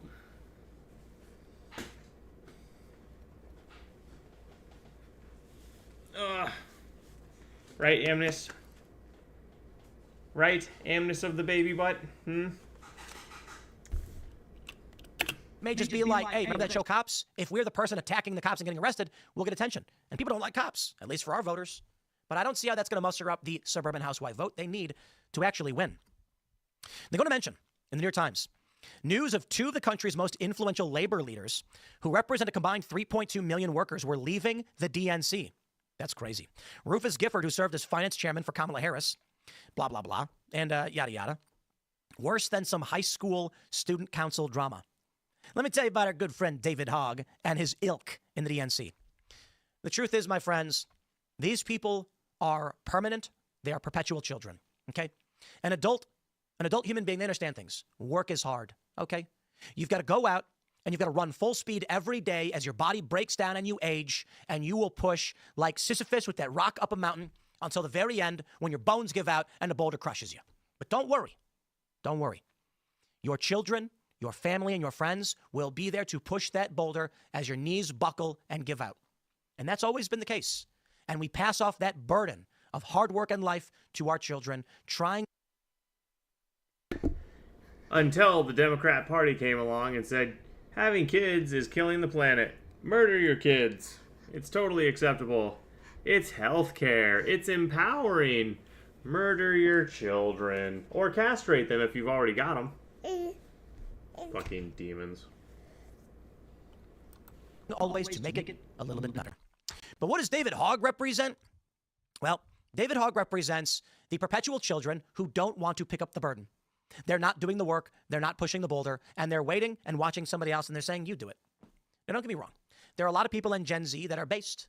A lot of millennials, too, but millennials entitled. That is pretty nice, dude. That's damn near 1% a week. A percentage of body fat lost a week is pretty good under any circumstance. So, good on you, dude. How'd you... Now, have you been getting regular body fat scans? Do you know that was body fat, or did you lose 1% of your weight? Because there's a big difference. And sometimes people lose weight and they think they're losing fat, but they're actually losing out. They're actually losing muscle just as fast, or sometimes even faster than they are fat. Your watch scans? Okay. Watch is better than nothing, but I would recommend an actual bioimpedance scale. One of those scales that measures your body fat. That's far more accurate because it has an end-to-end signal that actually measures resistance. Your watch is not going to have as effective of a process. But still, if it's the same watch scanning, then it's going to have a consistent methodology. And if that consistent methodology is measuring progress, then you know, even if the percentage isn't an accurate percentage, if it's consistently going down, you know you're making progress. So good, dude. I'm super proud of you. I'm really happy that you're working on your health and making progress. What is it, Amness of the Fussy Pants? Do you want to go back into baby jail, really?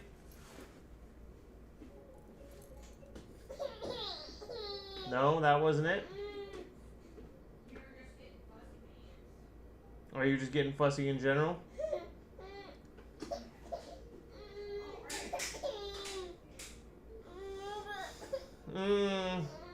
Forgiveness. Went from 235 to 218 while gaining muscle. You must be working out and eating a lot of protein if you're losing weight and gaining muscle. You know, I have a supplement. If I don't know if you're back working yet, if you have the financial wherewithal to engage in any kind of a supplement routine. But if you do, there is a product I am using.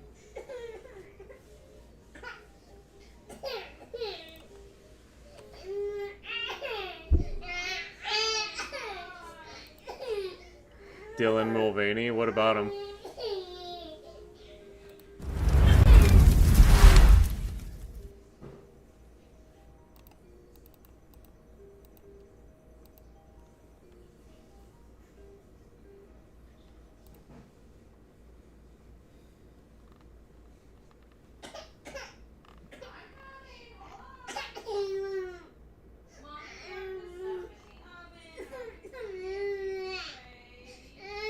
Damn it all.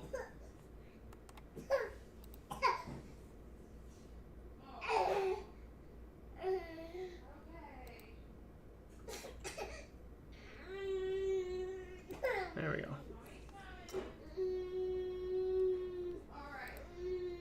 I hate that when I'm on the multi-stream chat, it doesn't show me redeems over on Twitch. I gotta leave the bot in front of the stream software. But anyways, I'm gonna drop a link in the chat really quick. Actually, I'm gonna mind my child really quick. 1 second.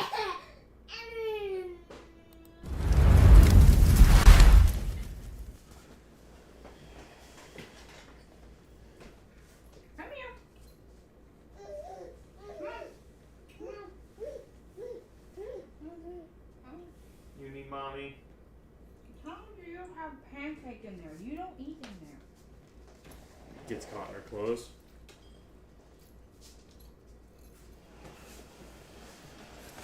Okay.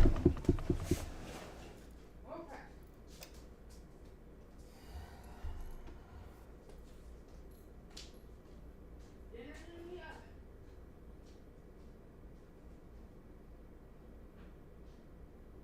Woo! This stuff looks like it's setting really nice.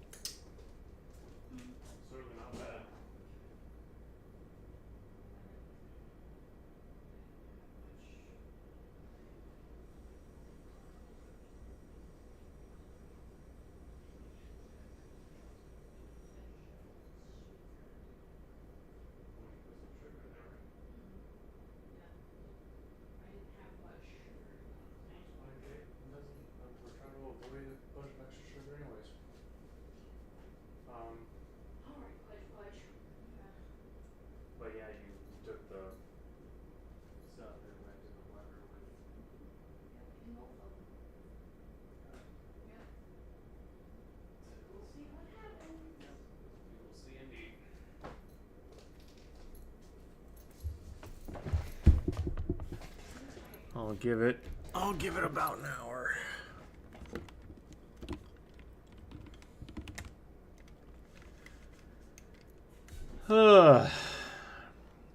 Alright. I set a stupid goal for myself to keep going for Bob Saget. I keep fucking doing this.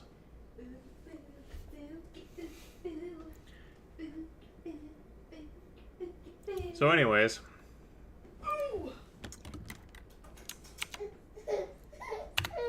I dropped that Make Wellness link in the chat. This company, I'm an affiliate with them. They advertise through my day job. And this product they have right here, this shit works. You try to build muscle and lose fat, you get some of this shit, you take it once a day. This shit works. That's all I can say. If you want me to explain how, that's fine, I will. But, very impressed with this product so far. What's in it? The primary ingredient is a peptide that is extracted from fava beans. So they use an AI model to scan through a bunch of food to see if they could find any unique peptides that would have beneficial effects as far as fitness and health. And they isolated this peptide in fava beans that signals mTOR, which is what you need to signal to activate muscle growth. So they extracted it, tested it, and lo and behold, it works.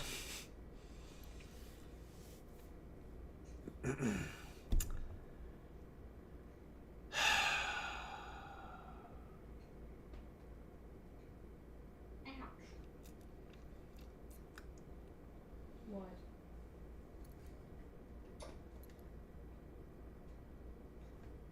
Social aids.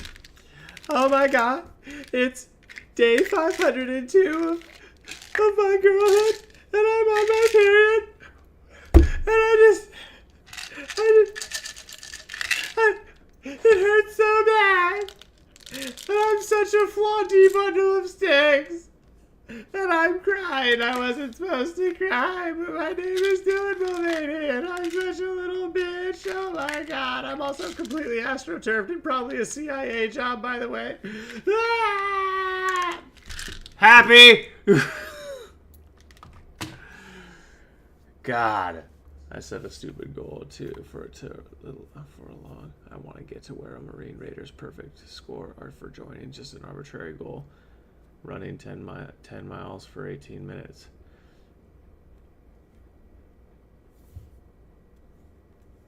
God, running 10 miles per hour for 18 minutes, dude. That's basically a sprint for 18 minutes straight, which is fucking impressive. Sounds like goals right there. Huh? It sounds like goals right there. Fuck that. I get going at 7 miles per hour and I feel like I'm dying. Like, I would be happy if I could run. If I ever get down to like a 7-minute mile, I would be ecstatic. Not ever. I've been down. I had a 7-minute mile in high school. It was actually like a 6:50. I think is my 6:50, 6:40, something like that. I'm not a fast runner. If I train diligently, I can get to the point where I can run indefinitely. I'm good at stamina. I've never been fast.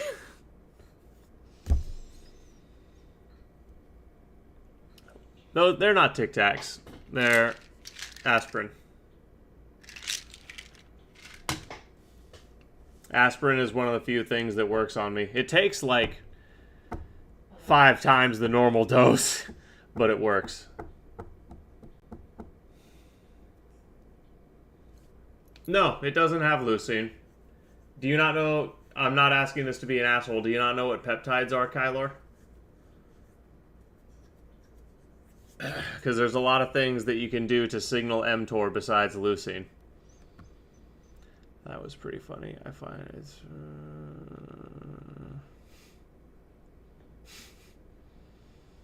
I did know, and yeah, Wobbly, I was aware we bombed Iran. I'm up to 4 mile per hour walking. I haven't started running yet. 30 minutes. Hey, a 30-minute walk is a good place to start. No, you don't? Okay. Tylenol does not work. Dude, morphine doesn't work.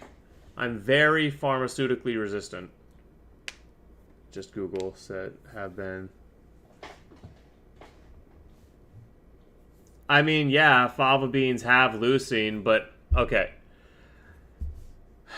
For Kylor and anyone else that doesn't know, a peptide is a protein chain. So leucine is a single amino acid. There's 9 essential amino acids and then thousands more probably. But a peptide chain is a string of amino acids that is longer than a complete protein. And a peptide can signal all kinds of things inside the body. You can think of peptides like lines of computer code. And when they are introduced to your body in recognizable format, which just mean bioactive is another word you could use. When a bioactive peptide is introduced to your body, then it tells your body, hey, do this. So you are essentially giving, it's like putting a command in the command prompt on your computer, except it's a chain of amino acids telling your body grow more muscle. It's not, and it does not work the same as eating protein. It's not the same thing. Eating protein is still essential. You can't take this stuff and then not eat your protein, and you still need to work out, but it makes everything move faster. Is that a genetic thing or due to your previous use of cocaine? It's a genetic thing. My dad was the same way, and my dad never had an addiction problem. Cellular peptide cake. Honestly, the genetic resistance to pharmaceuticals and that kind of stuff is probably one of the reasons I survived my 20s.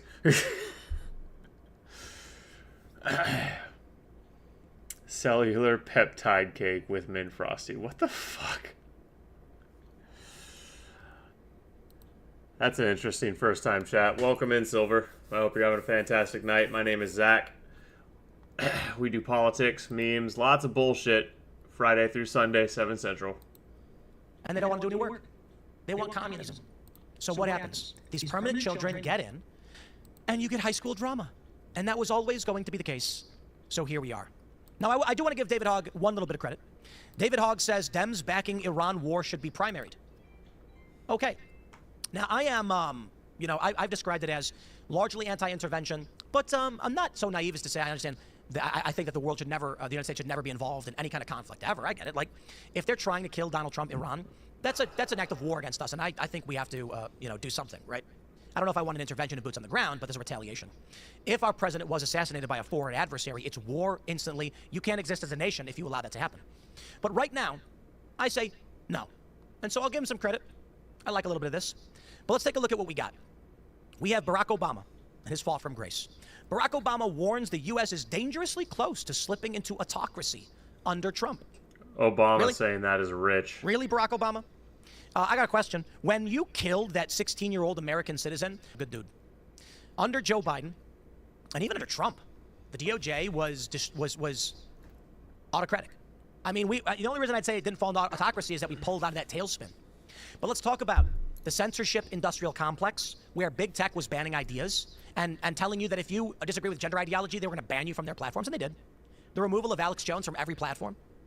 It was political manipulation for power. And we won. We won, fortunately, so far. The battle's far from over. And this is why I'm in favor of Trump's big, beautiful bill. Because I want Trump's agenda to succeed, despite the fact I understand deficit spending and building up the debt is really bad. It's really bad. You know what's worse?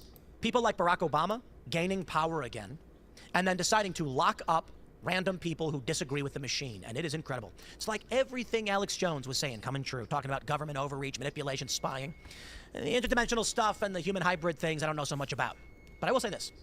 When we had Alex Jones... Tim is spitting facts, and as a relevant aside, make Alex Jones a crackpot conspiracy theorist again. Like, I want to live in a world where the things he's saying aren't true. Right. I don't want Alex Jones to be so right all the time. Not because I have anything against him, but because every horrible thing he says is happening turns out to always fucking be happening. It's like, are you a prophet or a reality bender? Either way, I don't like it. There's a few different ways that we could deal with the debt problem. I think the most feasible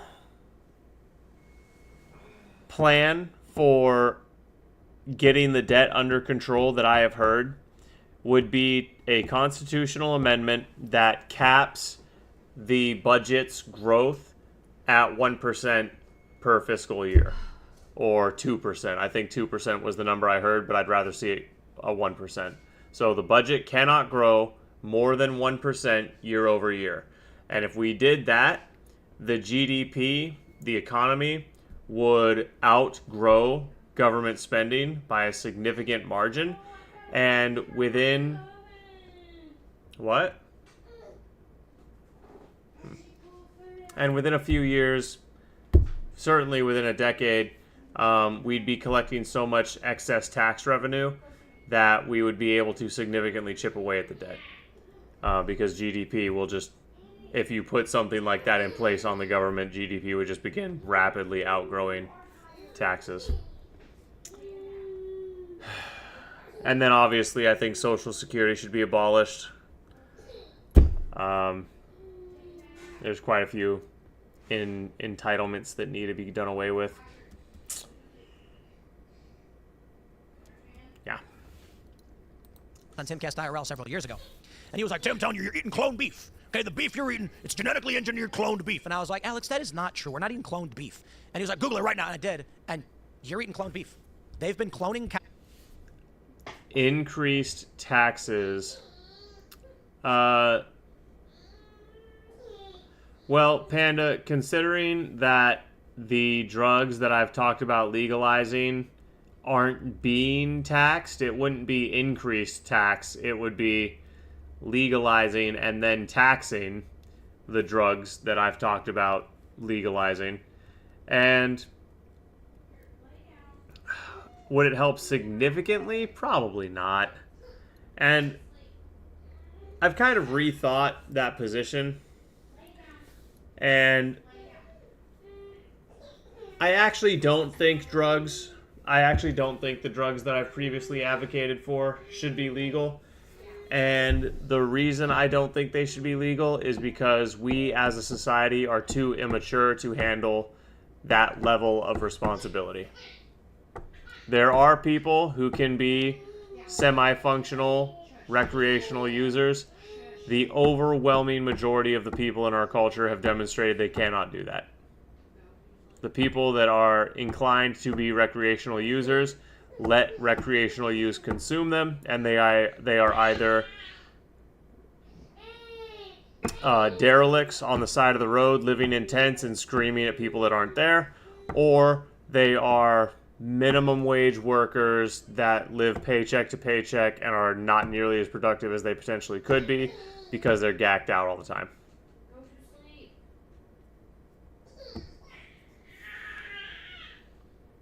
Cows. Got a little bug. They've been cloning cows and serving cloned meat. Man, I didn't realize that. Because they were like, this cow is desirable or something. So it's crazy. But here we are. Former President Barack Obama has issued a warning about the future of American democracy, saying we're dangerously close to to normalizing behavior. I actually agree with that, Silver. Now, where we would probably disagree is the solution. But I do agree, the accumulation of wealth at the tippy top, the fact that there are people who are wealthy enough to pay off all of the mortgages and all of the consumer debt in the country, and they really wouldn't feel it in their net worth. The fact that there are individuals with that kind of net worth is insane. And it really begs the question, why don't these people do things that are meaningful with their wealth instead of sitting on it like a fucking dragon hoarding gold. But these are questions for God when I meet him. I believe if there's an increased sales tax on them, it would decrease use. Maybe. Doubt it. Once a month we're drinking too. Yeah, I don't really care about the specific solution too much as long as it gets done and things make sense again. Oh, okay. Reasonable. But I'm telling you the solution does matter. Stallone. That is a dope profile picture, dude. Astronaut on an inner tube. That is a dope picture. Welcome into the stream. Hope you're having a fantastic night. My name is Zach. We stream politics Friday through Sunday, 7 Central. A dragon hoarding gold would be more honest, 100%. At least the dragon's up front. Consistent with autocracies. If you follow regularly what is said by those who are in charge of the federal government right now, there's a weak commitment to what we understood, and not just my generation, at least since World War II, our understanding of how a liberal democracy is supposed to work. Let's entertain this. You got these classical liberals right now, and they're saying things like, "Oh, the woke right," and blah, blah, blah. It's so stupid. Everybody's got this cartoon movie view. Get ready for some spicy takes, because I'm one of them. They're far-right extremists by most people's definition. Most people who aren't on the right. To people, if you're right of center, I'm just, oh yeah, that guy's like pretty conservative. If you're left of center, you're like, oh my god, he's a Nazi!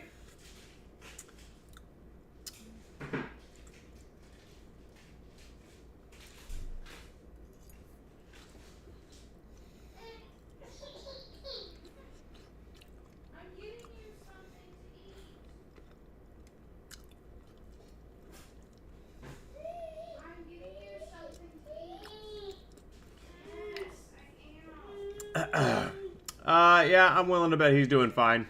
Impulsive. I'm sure he appreciates your concern.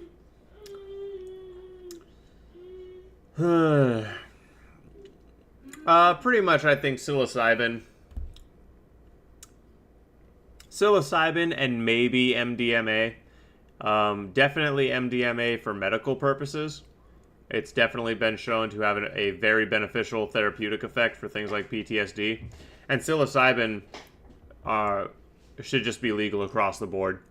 You can't get addicted to it because it literally, you build up a resistance to it so rapidly, you could never get addicted to it. And it's good for your brain. So.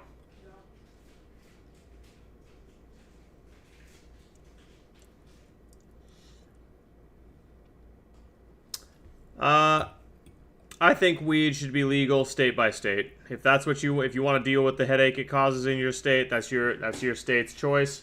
I don't think every state should legalize it. I think there should be states you can go to get away from it.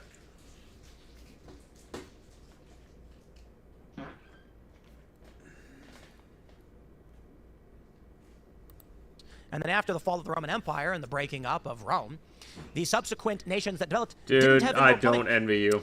Yeah, I would not want to live there. If you were like the kings, they'd be in a castle.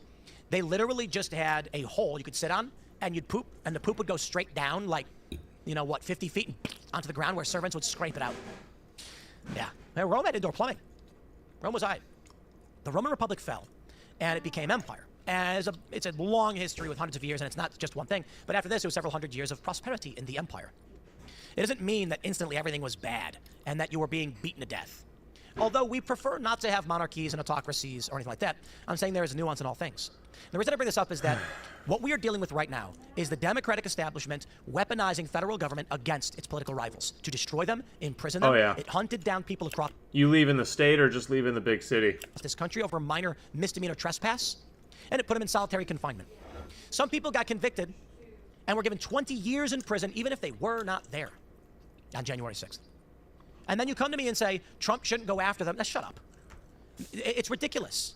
Maybe we move into some kind of empire or something like this. The only advice I can give you is figure out how to survive and navigate these systems. It's never good to be in an autocratic system, but it's not a create. Man, we getting a lot of first-timers this evening. Welcome in. Rick, welcome in. secret. I hope you're having a fantastic evening. My name is Zach. Here on The Adventure, we do politics, memes, bullshit, lots of bullshit. And we do it Friday through Sunday, 7 Central.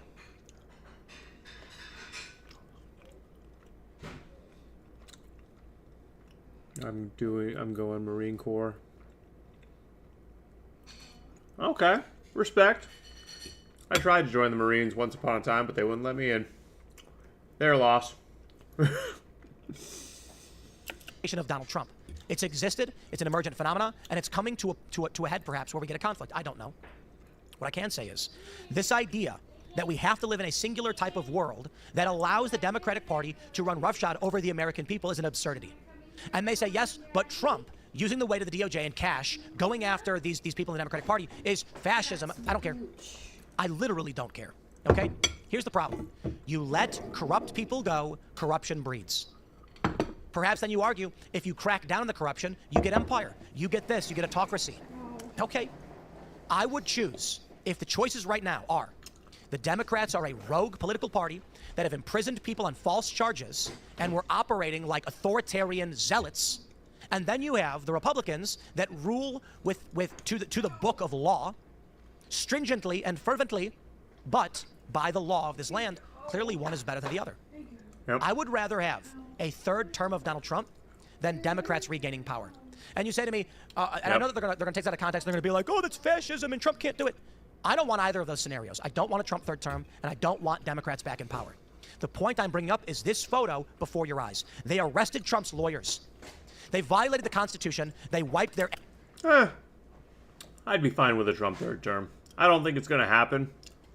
But if he finds some kind of legal loophole to vote, to run again, and he gets away with it, I'm voting for him again. asses with it. And that coming back is the fascism, the authoritarianism, the ideological zealotry that I fear.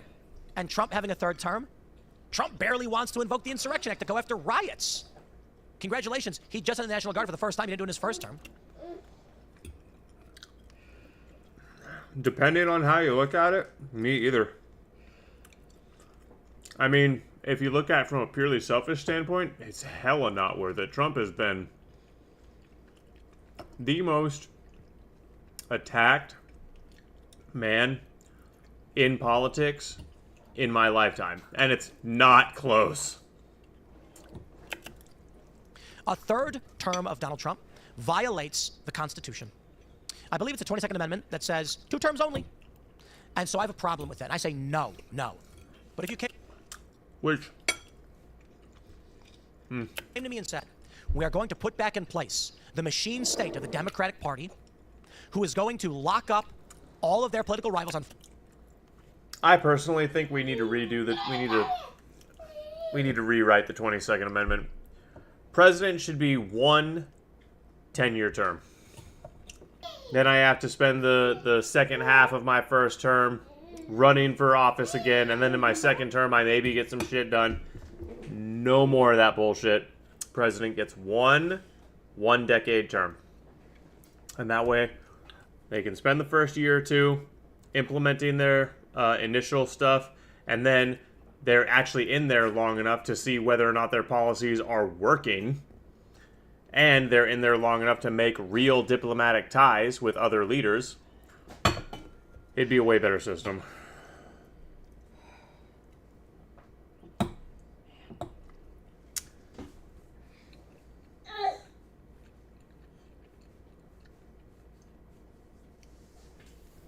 False criminal charges. They've been violating the Constitution. I say, nah, don't do it. Nope.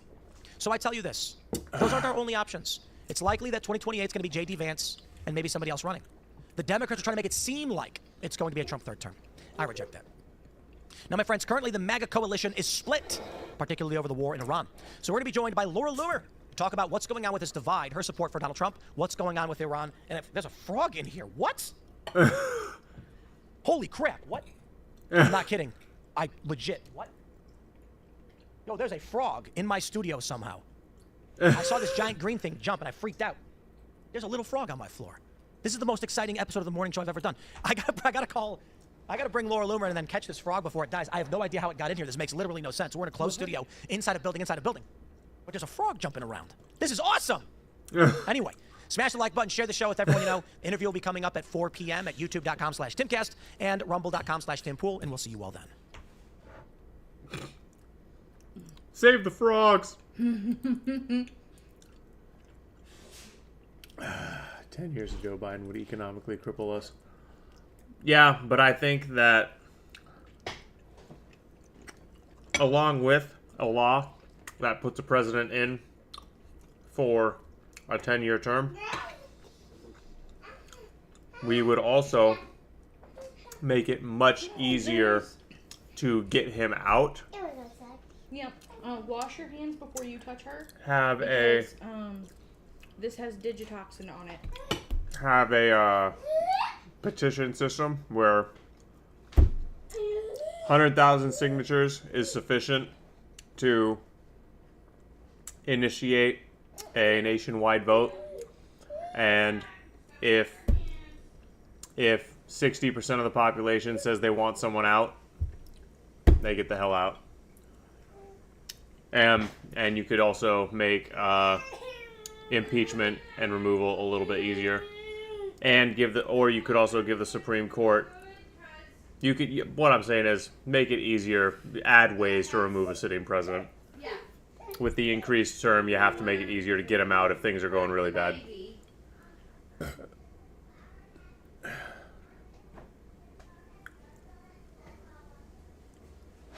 That's true. That's true, Maru.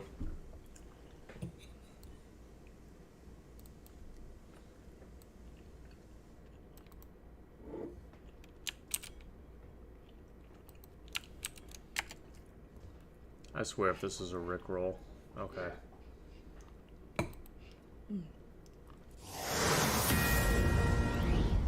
And welcome to Hannity. We begin tonight with this Fox News alert. I just spoke to the President of the United States. I have some new information and breaking details to share about tonight's what is historic air campaign. Now, tonight, Iran's nuclear ambitions, they are officially dead. It appears the United States just completely obliterated Iran's top secret Fordow nuclear facility with 6 huge bunker buster bombs. It was originally speculated that you would only need 2. It turns out they used 5 to 6 dropped from America's stealth B-2 bombers. And that's not all. 2 other major Iranian nuclear sites. Netanyahu wrote, quote, "We have completed our very successful attack on the 3 nuclear sites in Iran." That's not Trump speaking. That's Hannity. Dude. This tweet has already been talked about on stream 3 times tonight. I don't need to listen to Hannity's fat ass reading the tweet. Like we read it already. Yeah, impeachment is a joke and is really just a political circus act. Clinton should have been impeached before his 2nd term ended. Oh yeah, for sure, and actually fully removed. Yeah. Yeah, no, if we implemented a single longer presidential term, we would want some kind of a mechanism for the people to oust the president. Like you can recall a governor.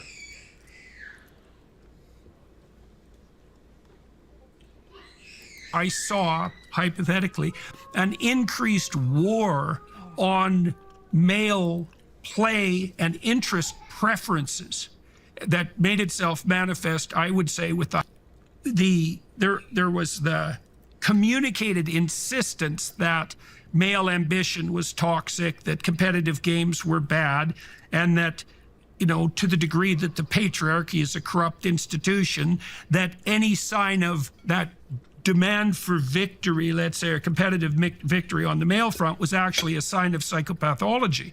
So I think part of the reason that the boys have been demoralized or are failing to participate is because they've been demoralized, and that's provided them also with an excuse to be irresponsible. Look, Nietzsche said you're best punished for your virtues. So the conclusion is if you're going to be punished for being ambitious and goal-directed, then that's going to be very effective as a punishment, but it also gives you every reason to you know, to bow out and to be irresponsible. So I don't know what you think about that in combination with the things that you're seeing on the, you know, the more specifically technological front. Yeah. Well, so the boy's story is different from the girl's story, and it's a story of checking out of the real world. And I draw from this in part on Richard Reeves, whose wonderful book.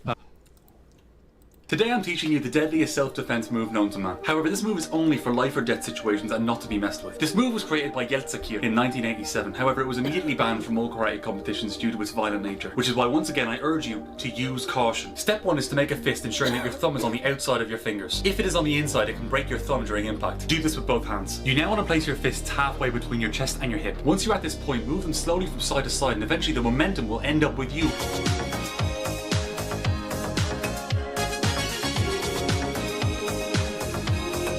Today I'm teaching you the deadliest self-defense move known to man. Yep. Sounds about right.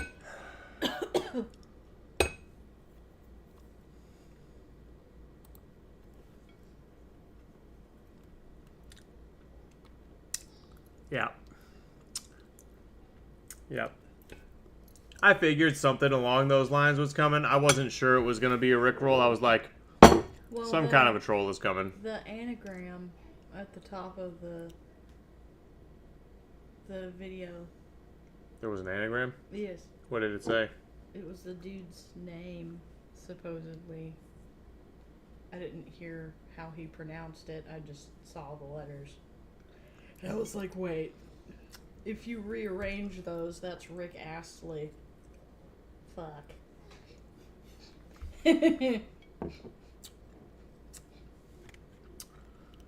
Of boys and men. He points out that, you know, boys and men used to dominate the economy and society in many ways. But at the beginning of the 70s, we get the transition away from physical work and longshoremen and strength and to a service economy. And we get, and girls are rising, which is great. But as girls are rising, boys are not rising too. In some ways, they're falling. And by 1980, I think it is, half of college students were female. Now it's 60% are female. So boys have been kind of checking out of school, checking out of the workplace. The electronic world, the online world's gotten better and better, more and more attractive for boys. They're spending more time on video games. So it is a story of male achievement, male motives being kind of hijacked or turned towards trivial, pointless pursuits that don't add up to anything.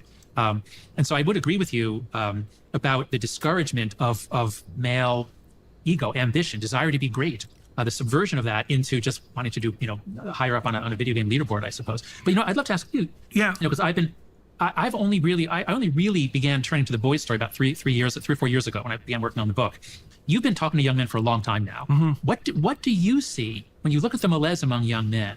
I mean, part of it is what you just said about, but just what's your diagnosis about what's happening to young men? Is it depression, anxiety? Is it hopelessness? What do you see happening? Greer and Catherine, their 4-year-old son, was diagnosed with a degenerative illness. That initiated a discussion about resilience in children, resilience in general. It's a challenge for any parent to figure out when to nurture, when to push, when to comfort, how that works. It sounds like your son is...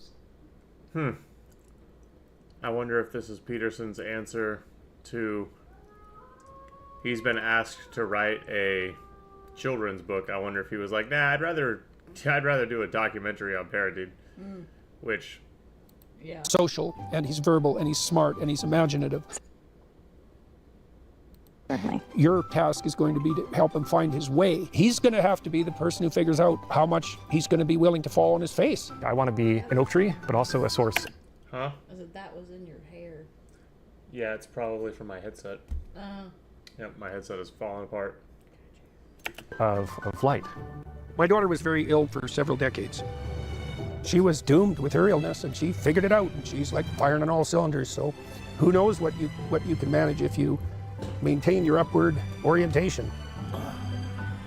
You don't have to have all the answers. You just have to have answers to the questions he's asking. Well, a huge part of it's fractured demoralization. Like, one of the things I've really noticed, it's quite the stunning and horrifying thing to see. You know, I think the biggest impact, what I've said on young men, has been my drawing of a relationship between meaning, adventure, and responsibility. It's like, well, and you know, you touch on this in your book, like one of the things you point out. So let me take a bit of a sideways route here. When the big five theorists were laying out the semantic webs associated with negative emotion, neuroticism. McRae, in particular with the NEO Big Five, noticed that self-consciousness and neuroticism were so tightly associated semantically that they were indistinguishable. So here's the rule. This is the rule, and you allude to this. If you think about yourself, you are going to be anxious and miserable. Those are the same thing, and you know that when you're possessed by a bout of self-consciousness. It's not pleasant.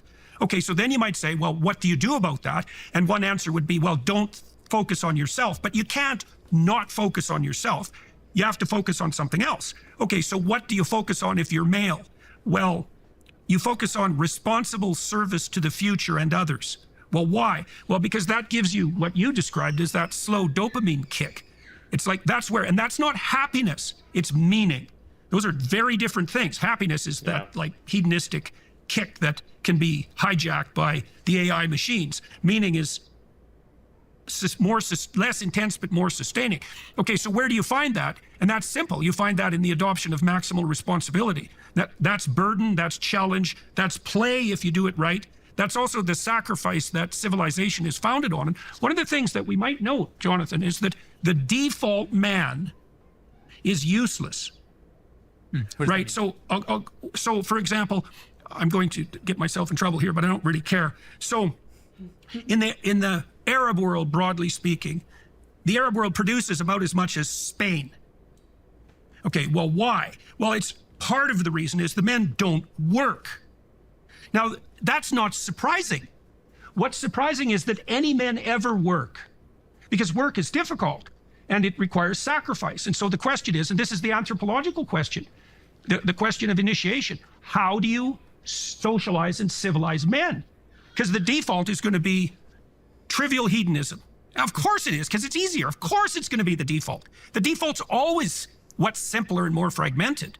Well, you tell them a story of heroic responsibility, and you draw, even more importantly, you draw a connection between responsibility and adventure. You know, and so it's so interesting because so many men have reflected this back to me, and I literally mean thousands, because I've said, you know, what you do is you look for the maximum burden, and you note that in service to that, you find meaning. And so you can do that with truth, you can do it with responsibility. And the young men will come up to me, and they do this daily, I would say, and say, you know, 5 years ago, I decided I was going to start taking responsibility for myself and tell the truth. And like everything's changed in consequence, everything. And so what we're doing this bigotry of soft expectations with men. And one of the things I got right. I don't like that term, bigotry of soft expectations, because if you actually use the word bigotry in its proper usage, it makes no sense. Yeah.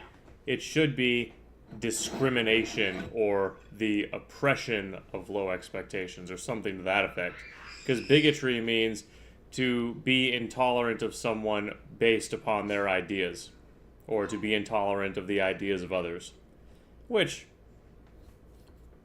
when you talk about the actual meaning of the word bigotry, in its true meaning like that, it really makes you realize, oh, bigotry is not necessarily a bad thing. I'm a huge bigot towards communists because they're evil. Same thing with Satanists and a large swath of the alphabet cult and anyone who's a pedophile apologist, obviously. So yeah, bigotry is not always bad. Right at the beginning was, see, the male attitude towards younger men isn't the feminine ethos of acceptance. So you could imagine the dynamic in a family is that, this is a stereotype, but I'm going to go with it anyways. The mother says to the child, you're lovely the way you are. And the father says, I kind of like you, but you could be a lot more. And those are good. Those are really good together, you know, because... Well, yeah, but bigotry is a type of prejudice, just like racism is a type of prejudice. Prejudice is an umbrella term that alludes to prejudice based upon something else. So what are you prejudiced on? Bigotry, you're prejudiced on ideas. Racism, you're prejudiced based on race. Sexism, you're prejudiced based on sex. Classism, you're prejudiced based on class.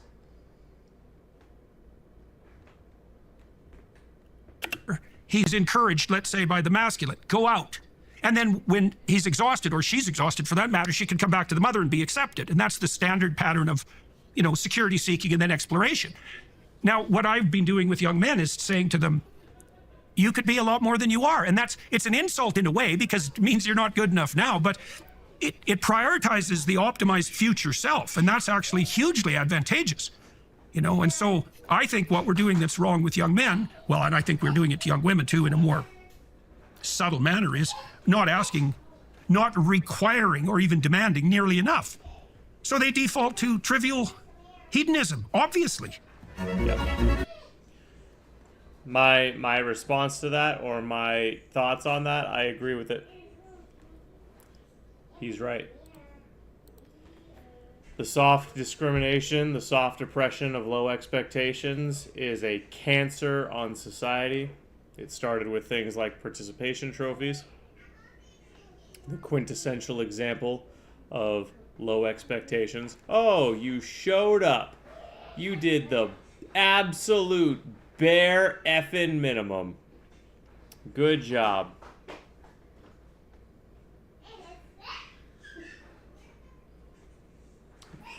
No, you are correct, Panda, that the majority of English speakers do not mean by bigotry what I mean by it, but that's because I'm using the original proper definition of the word, and the word has been bastardized largely by myopic political pundits who don't know what it means.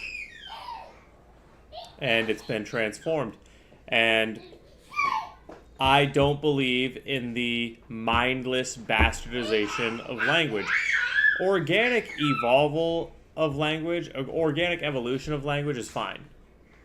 I'm especially fine with new slang words popping up and having their 15 seconds of fame. Riz is going to be around for like another 2 or 3 years, and then it's going to go the way of cool cat or jive turkey. But words like decimate, which means to reduce by 10%, replacing words like devastate or destroy, it's just people being linguistically lazy, and I don't stand for that.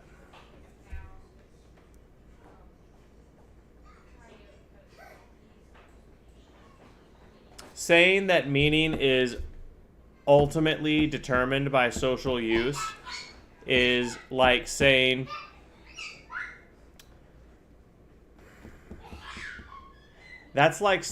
truth is determined by social consensus.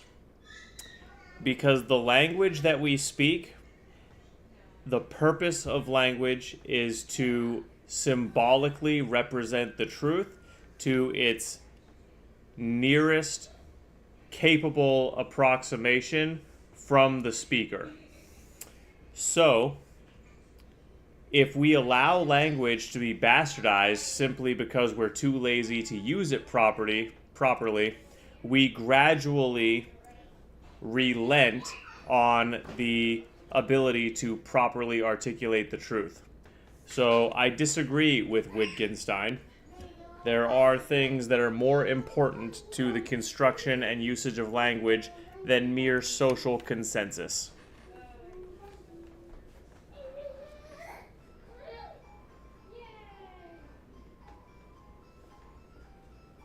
Panda, I'm not gonna look it up. Like, I get the gist of his point by what you're saying, and I disagree with it.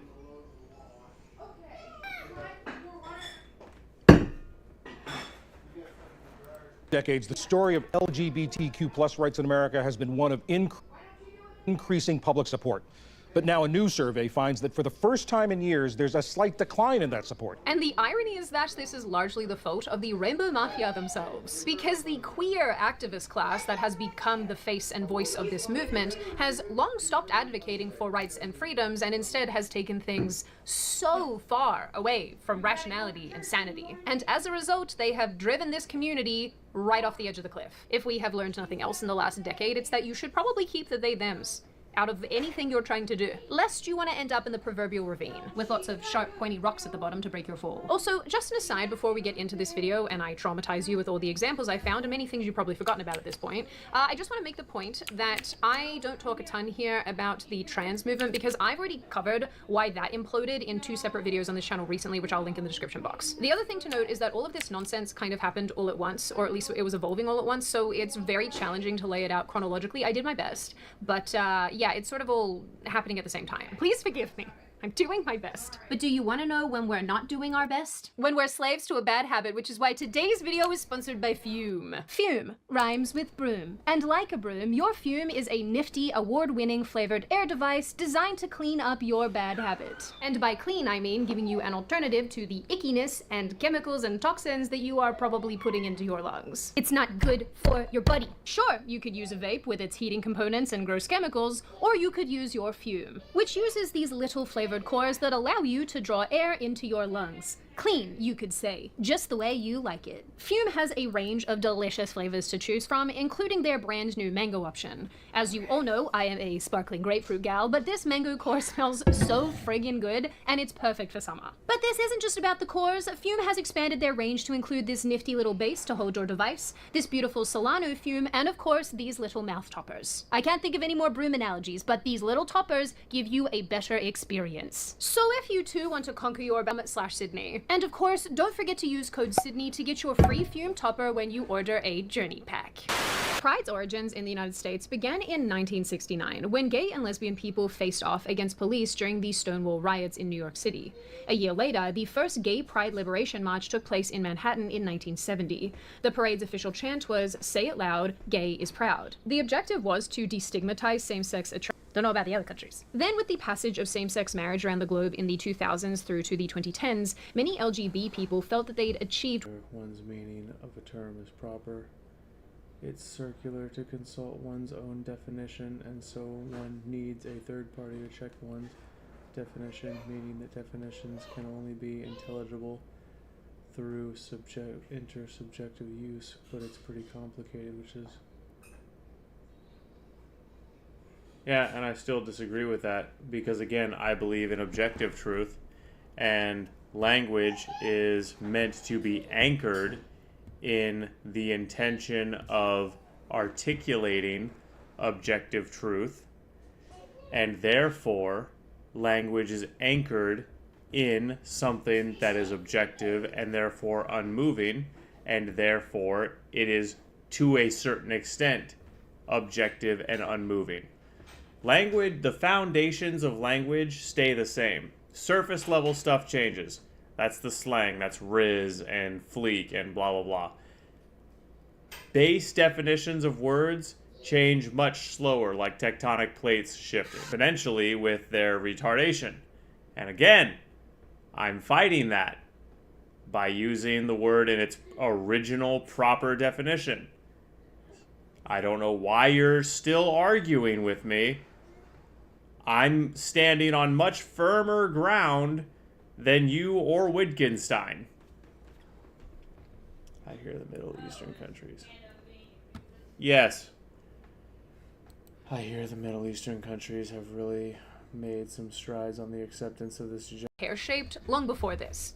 When I say that, I mean that the seeds of stupidity had already been sown. In 2009, trans issues took center stage when Obama included transgender in his June 1 Pride proclamation. The recognition on a federal level signaled a shift away from gay and lesbian rights to...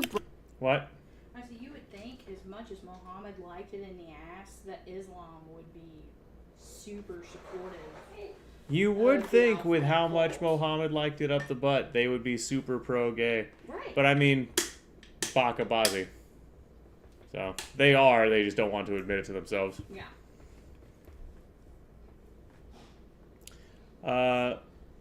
Let's kill that last protein bar, because fuck it. Broader gender identity issues driven by trans and queer activists.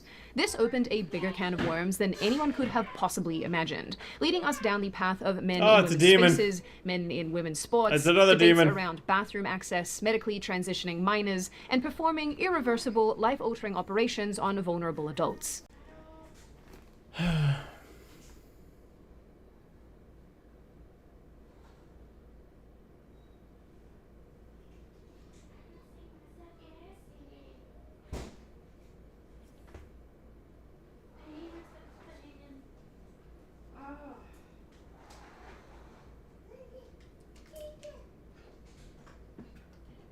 Panda, that's not a thought experiment. That's a very easily answerable question. The answer is no. Because if there was no one of the same species with which to meaningfully interact, there would be no use for language. All of your thoughts would be happening on the...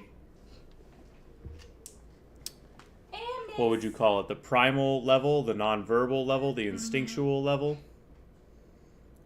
It would be your animal brain. Yeah. Anus. Like, and that's not... like... And you might still have words like fuck and shit. For fuck's sakes. Panda. Because they're not stored in the conventional language center. Just because... Hi, baby. I think that really riles me up with these. I don't want to let that. Daddy? Right. Are you okay to say Dad? Okay. But just because language is negotiated to a certain extent in the culture does not mean that it does not have roots in objectivity and that it does not have elements, has not changed in centuries. And if you're talking about a third party to check my language use by, my third party is the fucking dictionary.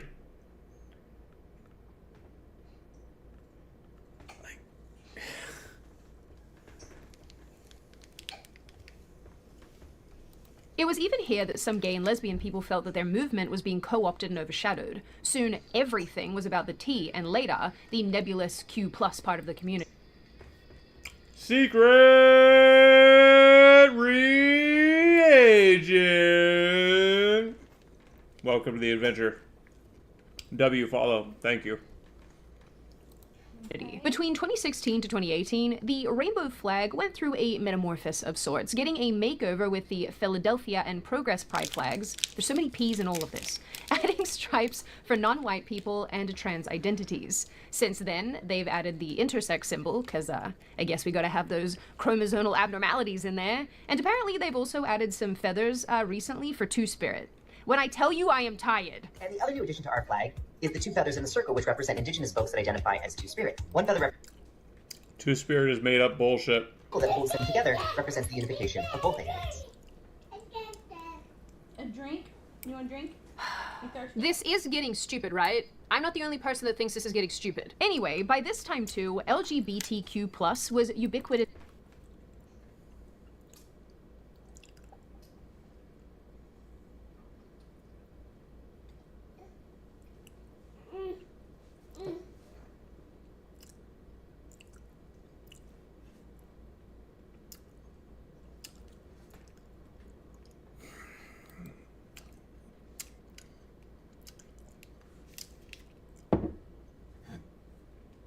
I'm not interested in having this go around with you because at this point, I don't even think I don't even think you understand the point that I'm trying to make. So, shut the fuck up about it. Talk about the video. In media, policy, and education. The Obama administration in particular had long been using LGBTQ+ in official documents, and media outlets adopted it in style guides by 2017. Somewhere along this road, Canada went even further, rolling out an even more absurd acronym, 2S LGBTQI+, in official speeches and other documentation. There's been a dramatic spike in violence and discrimination targeting the 2S LGBT community. It's Pride Month. It's a time to celebrate the 2S LGBTQI+ community. To accelerate social and gender justice for 2S LGBTQI+ people in Canada. Kill it with fire! I love watching all the videos where politicians are struggling to say this acronym. Watching them stumble over it is honestly beautiful to me. That's what you get for being moronic. This expansion wasn't just symbolic. It signaled a broader shift to include niche identities, which led to the rise in the hundreds of sexualities and gender identities we see all over TikTok now, from non-binary to xenogender. And let's not forget GenderWiki. This has always been a fun place if you want to take your brain there and then hate yourself. They also especially love this entry, which is hetero-romantic, which describes individuals who feel romantic attraction to people of a gender different than their own. Within the split attraction model, its sexual orientation equivalent is heterosexual. So it's just straight with extra steps. Got it. That just sounds like slavery with extra steps. Then, because we actually live in hell, polyamory and thruples and other odd relationship dynamics got lumped into the movement and started showing up absolutely everywhere. By 2010, polyamory was highlighted at Pride events with workshops and floats, confusing people who thought that Pride was about same-sex attraction and not some commentary on relationship dynamics. Critics, even within the community, started to say that this was too much, too complicated, too far from the original fight. Hi guys, if you're new here, I'm Dana. I am in a polyamorous throuple with my partners Gabby and Eli. This makes me feel unsafe. And because of all of the They always look the same. Yeah. They always look the same. insanity coming out of the movement, by 2022, groups like the LGB Alliance were pushing to separate the LGB from the T and the Q+, arguing that the community was being co-opted by insane people. Once again, when your acronym needs a plus sign, maybe it's trying to do too much. Now, all of this on its own was incredibly bizarre, and people were already starting to feel very fatigued, especially considering that the LGBTQIA XYZ community and agenda was showing up absolutely everywhere, in politics, in the cultural space, in the Rainbow social space. Mafia. And then there was the push to get kids involved, and this, just like with the trans movement, was where a bunch of people noped out. All you ever have to do is leave the kids alone. It's not that hard. In the mid-2010s, Drag Queen Story Hour started in San Francisco, with drag queens reading to children. Did you see that kid's face? Hard. In the mid-20... Look at that kid's face. Yeah. Look at it. That kid is properly disgusted. That kid is like, what the fucking fuck is going on? Right. And this stupid liberal idiot is like, oh my god, so beautiful and brave. Oh my god, he's so wonderful. This person is what's wrong with society. Yeah. This kid gets it. Drag Queen Story Hour started in San Francisco, with drag queens Oh, and... It's not that hard. In the mid-2010s, Drag Queen Story Yeah. Hour started in San Francisco, with drag queens reading to children in libraries. This led to an almost immediate backlash. No surprises there. Critics did not see this as an expression of tolerance and inclusivity, but adults in provocative outfits pushing adult themes onto kids. It also didn't help that you didn't see drag queens showing up at retirement homes or homeless shelters. They only wanted the kiddies. Drag Queen Story Hour had a multitude of problems outside of the obvious. Many performers were not properly vetted, as some had previous criminal convictions for fan of the playground behavior. Then from Drag Queen Story Hour came the idea that it was fine overall to have drag queens performing for children, which led to wholesale, borderline stripper-esque performances in front of kids and their families. Some videos went Not viral where borderline, children were encouraged to downright give money to the men while they performances. danced. Chicago now at the center of controversy once again. Critics are... Children were encouraged to give money to them while they dance, and the children themselves were encouraged to, at many of these events, to join in, and there are videos of adults tucking money into the waistbands of children.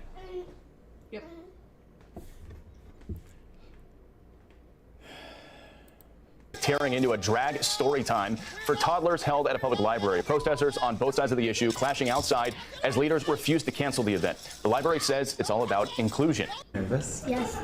How come? Do I look scary? Do you know what I am? No? I'm a drag queen. If a drag queen wants to read you a story at a library, listen to her, because knowledge is power, and if someone tries to restrict your access to power, they are trying to Scams feel like a uniquely American, Canadian, Australian English problem. Don't know why we've collectively lost our minds. By 2019, education institutions were all in on drag queens and gender identity. California mandated LGBTQ plus history lessons, and TikTok blew up with teachers showing off pride flags or pronoun lessons in classrooms. And of course, we all remember the photos of the gingerbread person and the gender unicorn. This makes me feel like Derek in Zoolander. Gingerbread man! Man! Merman. We're mad! Soon, some states were trying to pass fuck? legislation that would interfere with parents who didn't let their children transition, and empowered teachers to withhold information like this from parents. In 2024, California banned school policies requiring parental notification if a student changed their gender identity, name, pronouns, arguing it protects the child's privacy. If you're an educator in the classroom and you're not willing to teach inclusive content, then you shouldn't be an educator. So I'm not allowed to be out as trans non-binary at school. Do not come up in my comments saying that I am allowed, because I'm not. I live in Louisiana and it sucks here. So of course my response to this is to be as... Especially with relation to encouraging their students to transition, or It's that 'cause they can they're be a in a boy or a girl or cult. whatever it is. There's a lot of those videos out there. Also, It's kind of upsetting. When Your did job it is to become acceptable for, like, I thought dress code was a thing. It used to be, back when our society had standards. And kids get in trouble for dress code violations. But these people don't get in trouble for dress code violations? Nice ass, Wobbly. That just doesn't make any sense to me. Teach English, Seth. Worry less about your students' genitals. Then there were the battles happening with relation to LGBTQIA XYZ books in school libraries. Books that sometimes depict The Grinch. So I know y'all are on and stuff, but what are y'all's thoughts on families and kids being deported? If they're here illegally, get them the fuck out. I don't care how long they've been here. I don't care why they're here. I don't care about their cousin that's sick. I don't care about the good deeds they've done in the community. I don't care how it fucks up the economy. Get them the fuck out. They're mostly Christian, though. Yeah, yeah, that's funny.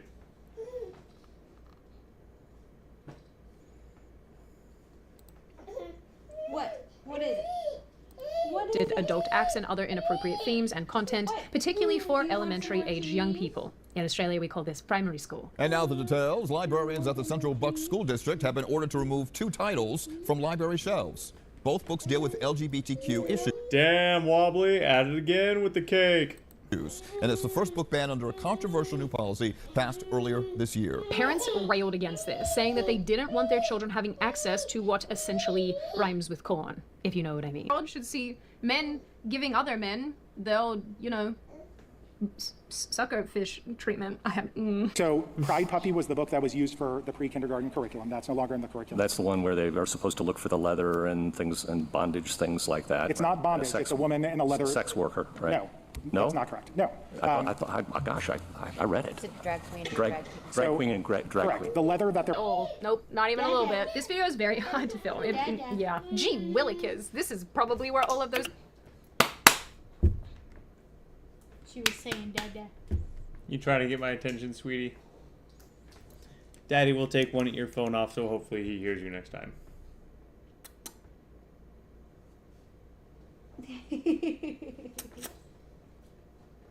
Are you an adorable little pudge?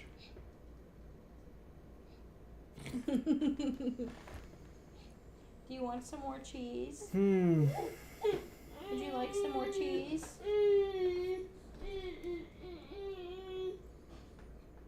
Culture war stuff is one of my main fields of interest. And I'm not sure it's fair to say that Trump stabbed all of MAGA in the back. Okay, I'll get you. Did you say that when he bombed Syria in his first term? You want some orange? You want orange? Here. Look at what I got. Okay, so why was it a good idea to bomb Syria but not bomb Iran?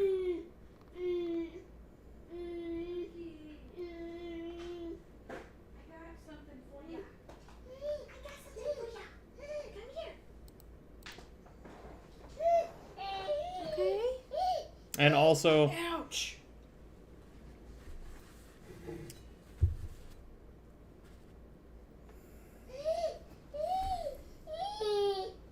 What? Eat. I know, eat. Yes. Well, Ben Ben Shapiro isn't MAGA. No. Yeah, Ben was never on the team. Like, I don't know why you would... He's not even anywhere near close. Yeah. Never was. And Candace Owens is a little bit crazy. I'm not sure you want to be...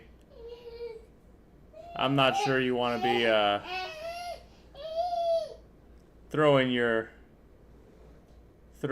hat in with her. No. No, because she'll change her colors as soon as the wind is blowing in the other direction.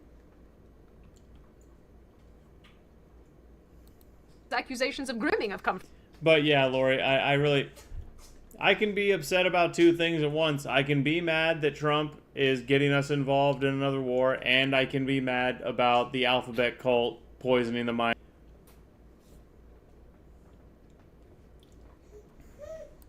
From. People say G Willikers anymore. Is that a thing? I hope it's a thing. Around the same time, let's not forget the little beaver here with the double mastectomy scars. The show Ridley Jones introduced a non-binary character, and Rubble and crew added subtle queer themes. Yeah, we see the trans-colored socks here, okay? We see what you're doing. Some online shows were created with the express purpose of talking to kids about gender identity and the LGBTQ+ agenda. Parents started asking, why are preschool shows teaching gender identity, and why are you telling my little boy that he can be a little girl? Then there was the emphasis on not only drag queens generally, but drag kids. And this, I fear, is where we, yes, went off the edge of the cliff, fell into the ocean, sunk down into Mariana's Trench, and then... You think that a country of people that are a world away is more of a threat to my children than a cult of satanic pedophiles that live in my country that operate with institutional impunity, or at least did for a very long time, that in some states can brainwash my child into having a mental illness and then chemically castrate them based on the... You were choking!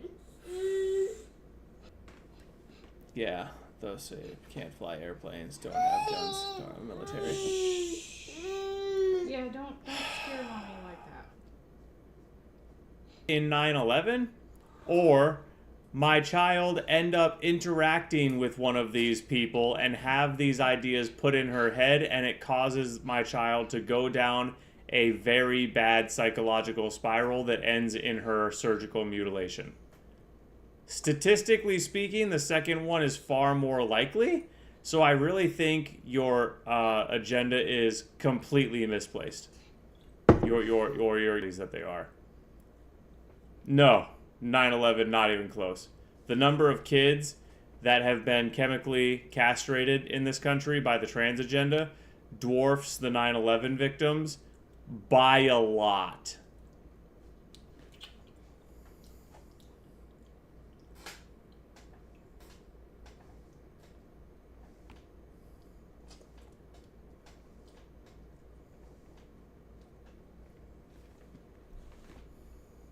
Got eaten by plankton or algae. What is at the bottom of Mariana's Trench? The little guy with the light? I'm sorry, I'm not well. In 2022, a Dallas event called Drag the Kids to Pride had children dancing with drag queens while adults tipped them. That is not a sentence I ever thought I would say. In the club's background, there was a neon sign that read, "It's not gonna lick itself." And I know that you guys are clever enough to...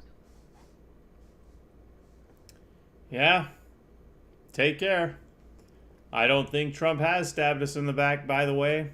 I disagree with your premise, but... Children like Desmond is Amazing and Nemus Gold caused a stir after both children appeared in numerous videos performing for adults. People online were extremely upset about... 9/11 so much more of a threat to my child than this. Right, yeah. Even though this is promoted by the institutions and it's all over social media and glorified by the popular culture and obviously directly marketed to children. Yeah. 9/11, so much more of a risk. Yeah. Fucking stupid. Both kids, particularly after Desmond is Amazing, was filmed doing drag for adults in a bar setting with the adults throwing money at him during the performance. So there was this song that my dad used to make us listen to when I was a kid, and the lyrics were, "Rip, rip, wood chip, turn him into paper." And then somehow I just thought of that and was reminded of it, talking about these men throwing, you know, dollar bills at little boys. And I don't know, I feel like that's poignant and applicable, if you catch my drift. I want to force them into the wood chipper head first. I would define myself as an inspirational drag kid. But if I had one word, I think it'd be amazing. Back in 2019, the magazine Huck also highlighted Nemus Gold and his journey as a child drag queen. The accompanying photos with the spread were a bit grim for many readers. I'm not going to include them because it's kid and it's a bit weird.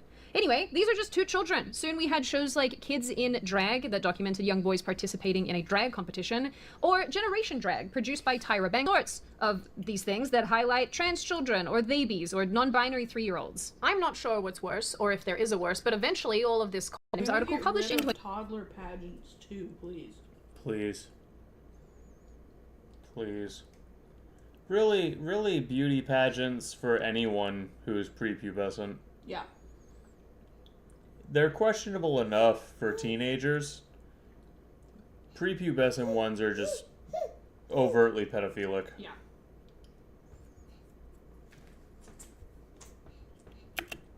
Where a mother argued that she wanted her child at Pride around the inappropriate behavior because it was part of the community. And seemingly, a lot of other people agreed, because then we had an onslaught of videos and images popping up year on year, showing children with naked adults looking at those in fetish gear, watching people simulate adult acts on one another, while little humans watched on wide-eyed. Why is this a thing? I'm just gonna ask you a few questions real quick.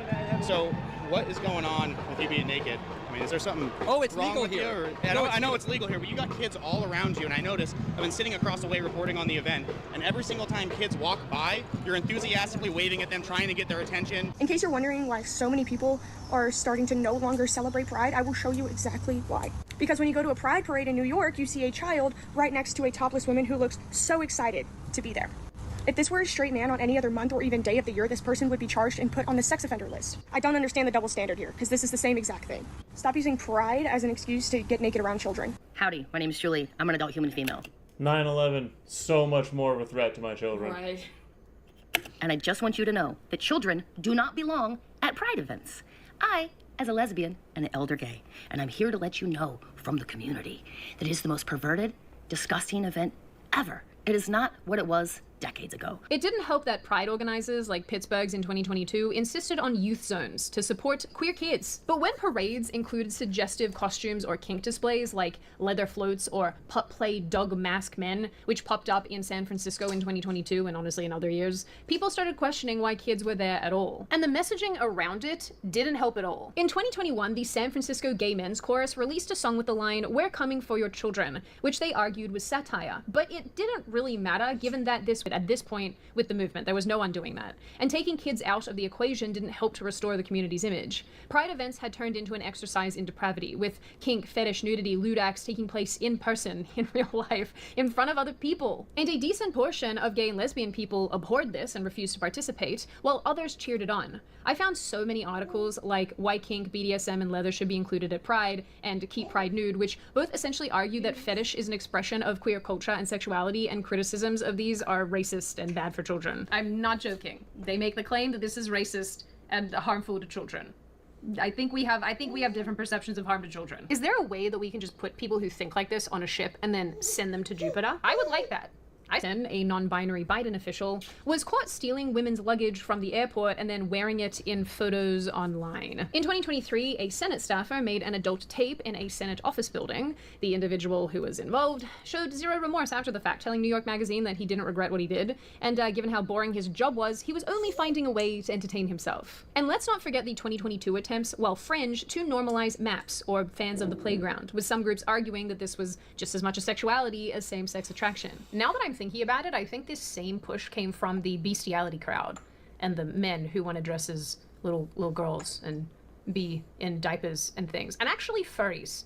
I'm sure that furries fit in here somewhere. Honorable mention for all the children who started identifying as cats and birds. Although, to their credit, I will say, as someone who's terminally online, to their credit, somewhere between 52 and 60% of the furry community was like, don't associate us with that bullshit. There's actually a remarkably large contingent of furries that are like, no, we're not that.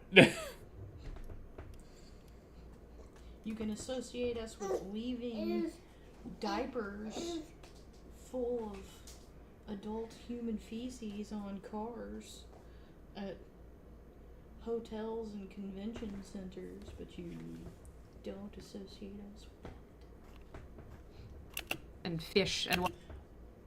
My raged red-blooded American in me really wants to go a whole fleet of wood chippers right now, right? Yeah. Yep. Whatnot. Our freight coupon intensifies. And see, this is why I don't understand why people like Lori, why are you talking about this instead of what's going on in the Middle East, the thing that barely affects you in any substantial way? More than people getting bombed in the Middle East, which is what happens on every day that ends in Y. Like, it's like that, what was that? That empathy graph chart. literally that. Yeah.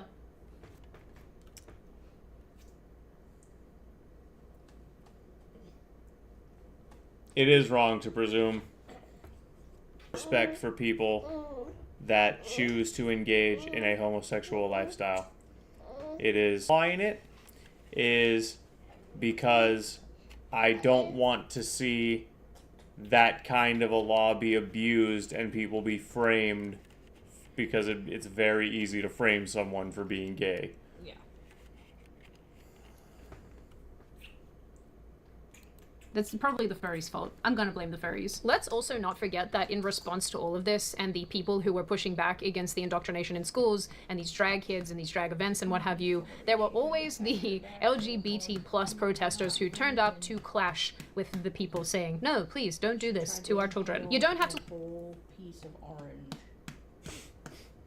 look far at all to find video evidence and articles and whatnot about these clashes, which unfortunately I can't show you on YouTube. I would love to, but I can't. Anyway, I could continue listing examples, and honestly worse examples that aren't YouTube friendly, because there are a lot of them. But regardless of how many of these I show you, the point here is that this has led to the very aggressive and sharp turn away from the LGBT movement, the community, and pride. See, I don't think that your average person actually cares if somebody is gay or straight or a bag of turnips. I think what they care about is having these ideas and concepts and things shoved down their throat. I think people are fatigued, especially with the trans movement, especially with the gender ideology movement, with this queer activism that we're seeing everywhere, and I think your average person just wants to be left in peace. The irony for me is that plenty of gay and lesbian people who I either know personally or have seen online are so disillusioned with this movement and this community that they themselves have completely separated. These are people who do not feel represented by the corporatization of pride, nor the degeneracy and depravity that goes along with all of this. The activists who have pushed for all of this have created a rigid resistance to all things associated with the rainbow flag. And ironically, their efforts to force acceptance have only created more derision,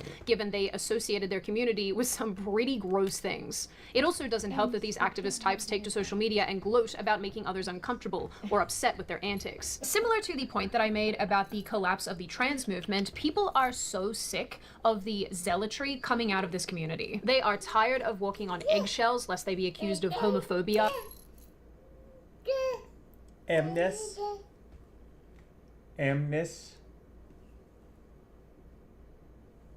You keep saying my name. What do you want? Yes, I see my cord.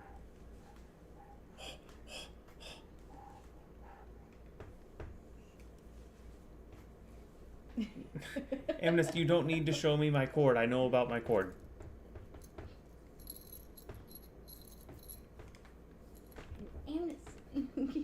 Or one of the other 5 bajillion phobias. They are tired of being berated for not celebrating or backing a movement that has gotten progressively more and more bizarre and depraved. I think most of us are very fed up with being accused of bigotry when we ask that children be left alone and pride be less inappropriate and sexualized. So when you put all of this together and more, all the things that I haven't mentioned in this video, it's really not surprising why some people are reneging their support and the people who were largely indifferent are starting to actively dislike this movement and this community. Color me crazy, but when you watch enough videos of children giving money to drag queens or shoving money into their clothing as they perform, or little kids interacting with men in puppy play fetish masks and whatnot out in public, is probably enough to sour one's opinion of not only the community, but just Pride in general. So while progressives scream very loudly about homophobia being the primary root reason why people are moving away and getting off of Rainbow Road, your average person has stopped listening and stopped caring. Because when you make everything about weird, gross sex stuff, no one wants to hang out with you. Imagine that. The gross public behavior, the emphasis on the trans, queer, gender ideological portion of all of this, the going after children, has only really accelerated people getting very fatigued with all of this. And in the end, I am very curious to see if this will lead to a toning down of the events and parades and what have you with relation to Pride, or if this will lead to the activist class doubling down and getting even more aggressive and more obnoxious. I guess only time will tell. Now on that note, and before I open the floor to all of you, this is just a reminder to check out Fume using...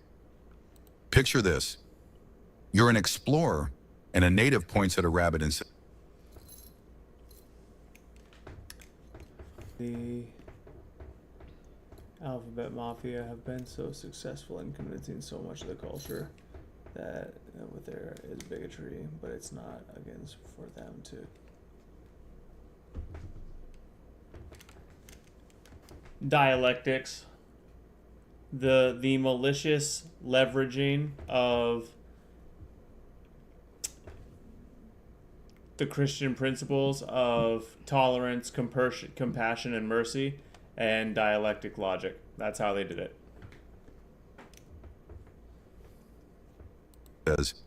Gavagai. What does it mean? Rabbit? Undetached rabbit part? Quine argues that translation is underdetermined. There's no objective way to pin down the exact meaning. An error? The media was part of Imagine it. rewarding the native's conditioning might narrow down Gavagai to rabbit. But here's...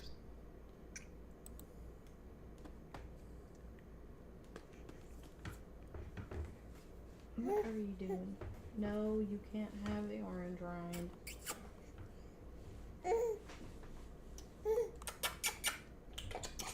Oh, bless you.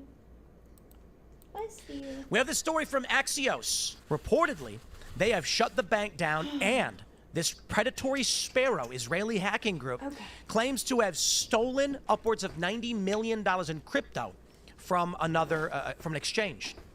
They say predatory sparrow, an Israeli hacking group, said today that is behind a series of cyber attacks against Iran's bank SEPA.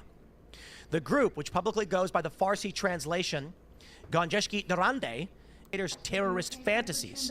Axios could not immediately verify these claims.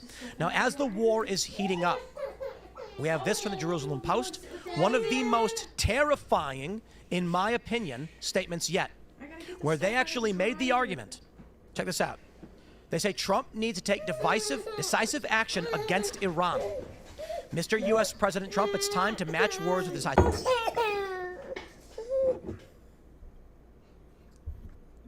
Bottle make it better. I'm thirsty. Okay.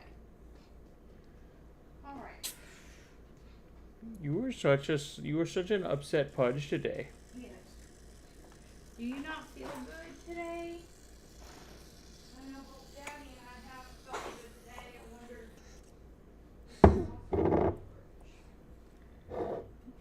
You want more?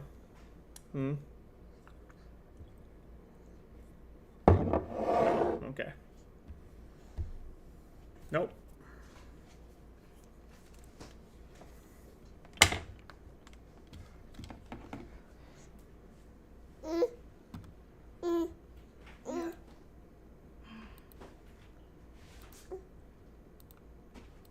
Call for the partition of Iran.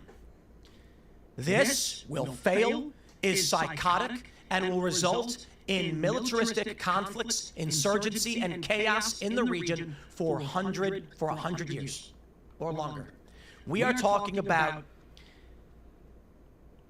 partitioning 92 million people. It depends on your estimate. It could be upward, some Wikipedia says 85. Some estimates have it higher than that, between 90 and 92. This is a degree of insanity that we have not seen in a very long time. The fear, of course, is Donald Trump is going to be called to intervene. He was going to give a statement on this yesterday, something related to an urgent action, and he didn't. Open source intel, predatory sparrows, as I mentioned, wiped out to just about 100 million. They were using this crypto to bypass, and it's looking like that may be the case. So Trump has said that he doesn't want to be involved in a long-term war. He just wants to make sure Iran doesn't. Rooter, welcome to the adventure. My wife is also part of the team, but she's doing wife things. We stream Friday through Sunday, 7 Central. Politics, memes, BS, lots of BS. Sunday we do community night sometimes, so if you're here tomorrow, you might catch community night. Sometimes we game, sometimes we just have an open panel and talk about whatever. Sometimes we have an open panel, sometimes we have a panel and talk about things political. Other nights, like last night we did. But anyways, thanks for hitting the button, dude. Means a lot. Not get any nukes. Now I'm going to be pulling in Senator Rand Paul to talk about this, as well as the big beautiful bill in immigration enforcement, as well as some of the issues surrounding the senator himself. So I believe we've got this coming up. Senator Rand Paul, can you hear me? I can. Thank you for joining me. Glad to be with you. There are a lot of topics surrounding you particularly. I know that you've maintained your principles on foreign intervention and war. Just because it's big in the news, I'm curious what your position is on U.S. involvement in Iran, and do you think we will? No, he wasn't banned. He was timed out for like seven-ish minutes. You have to really step over the line to get banned here. I do not ban people lightly. I really try to encourage a free speech environment. Time someone out for 1 million seconds. Yep, done that plenty of times, including that same person. Amnes, what is the matter? Someone's sleepy because they won't take a nap. But yeah, I remember you've been in here, Somnium. I don't remember what we've talked about, but I know you've been in here a couple times.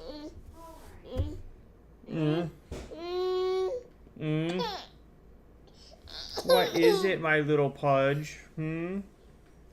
What's wrong with my little Pudgy Raven? Ugh. What's wrong with my little Chonk, huh?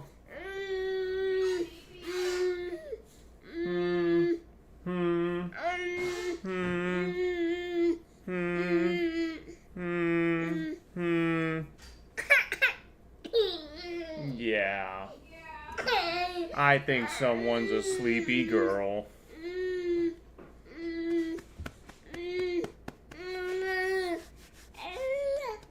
Sweet little baby. Oh.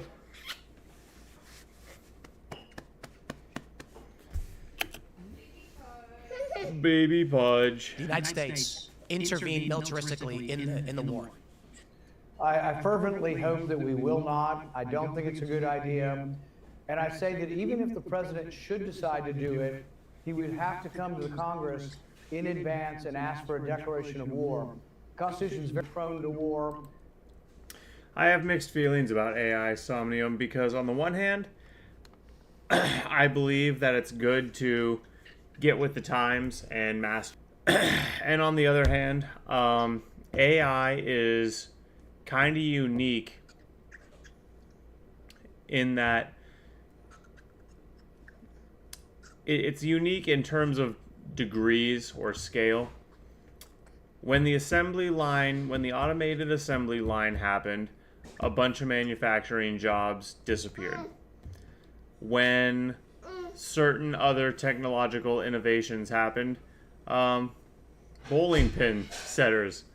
Bowling alleys used to have children at the end of the alley that would set the pins between throws. They'd throw your ball back to you. Pin setting machines abolished that profession. So the reason AI is kind of unique in relevance to that is the degree to which it has the potential to wipe out low skill labor, mid-wit labor. It's quite possible that millions of jobs will be replaced with AI, not in 2 decades, in a couple years. And arguably the worst part of that is that some people are trying to replace artists with AI. And when our art is no longer authentic, the very soul of our society, or the thing that reflects our soul, I would say, will no longer be authentic. And that's a very real problem. I love you too. I love you too, Amnes.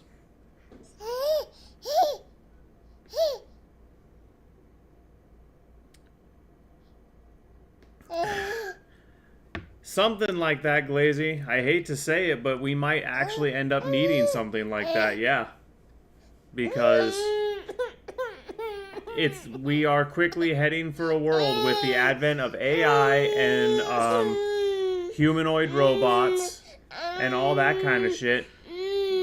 We really are quickly heading for a world where if your IQ isn't above 110, there just isn't a job for you. You're just not smart enough to provide value to an employer.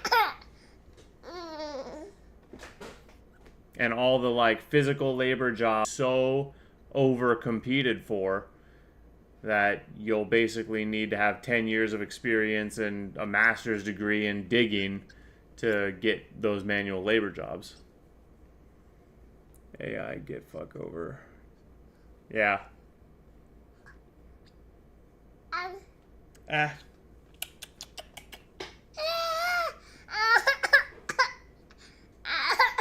You see how touchy this girl is?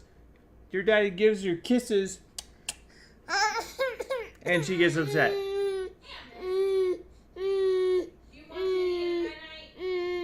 So upset.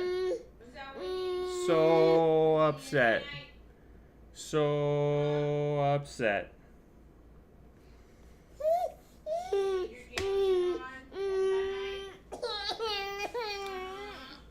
Does mommy... I'll be right back, guys. Does mommy need to get you some jammies?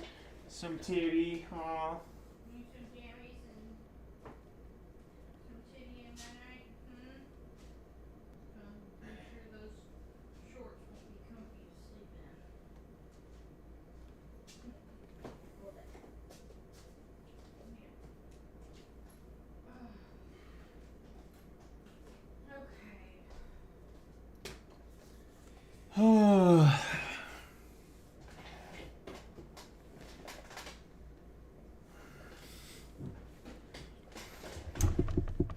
Well, conservatives are typically pro-free market and pro-business, so it's understandable that they would default towards being on the side of AI. What they don't realize is conservatives tend not to think in those terms. For why they don't, I'm not sure. I truly don't understand why it's so hard to understand the value of the benefits of conservatism, but also understand the value of giving a shit about individuals. Because Panda, I told you to stop talking about the thing. I told you I was done with it, and you brought it up again.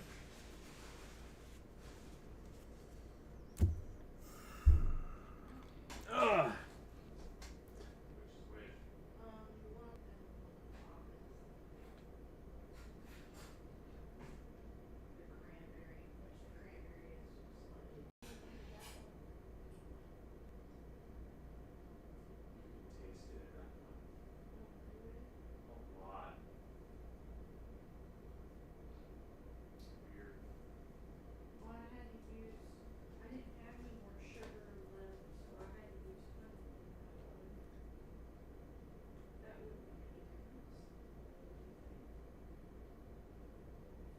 Sure, all I know is you can taste it in that one.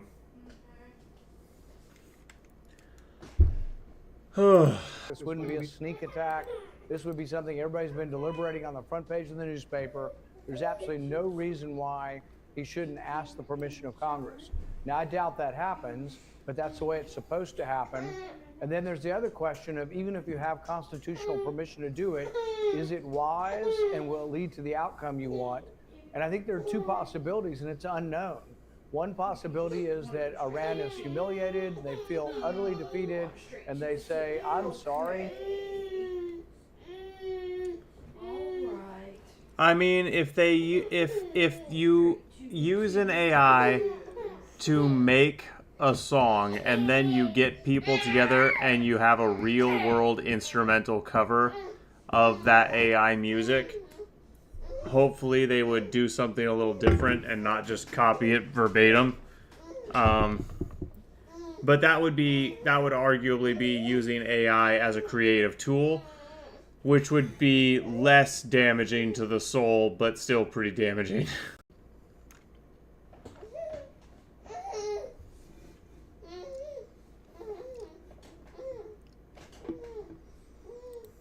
We will no longer work on nuclear weapons. We want to be friends. Now you've defeated us. The other possibility is they rush headlong towards development of a nuclear weapon, and they announce within a month that they have one. And that is a real possibility. So when you invade or attack a country, you have to realize the unknowns and the unintended consequences.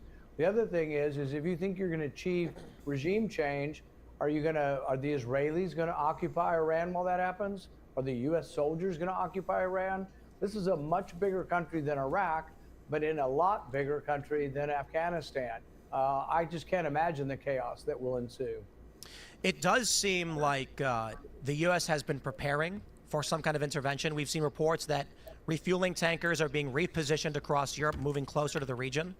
Is there anything behind the scenes that the American people aren't seeing? Because, you know, in the halls of Congress, conversations among other senators, or maybe there's murmurings about there's going to be an effort for us to get involved. Do you see anything like that? I think you're exactly right about pre-positioning aircraft carriers, pre-positioning tankers to refuel planes. All of that is occurring. So every bit of it could mean and lead to an impending attack, or it could be a ploy or a ruse to get Iran to negotiate. The president continues to talk about negotiating, and that's still my hope, is that he will in the end not bomb Iran in exchange for negotiations. Okay. We'll see. I think it is unknown exactly what happens. This whole time, I thought that was just some kind of a weird nickname that Obama and other people had for Iran. Okay, he refers to them by their capital for some reason. Interesting. I'm embarrassed I didn't know that, but you live, you learn.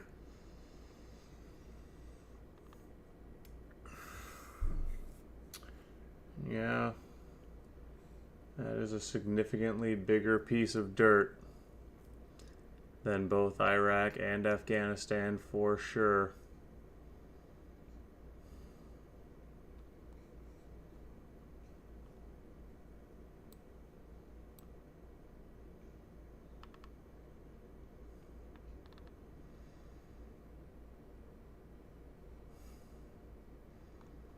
If I was the Iranian government, one of the first things that I would do is canal.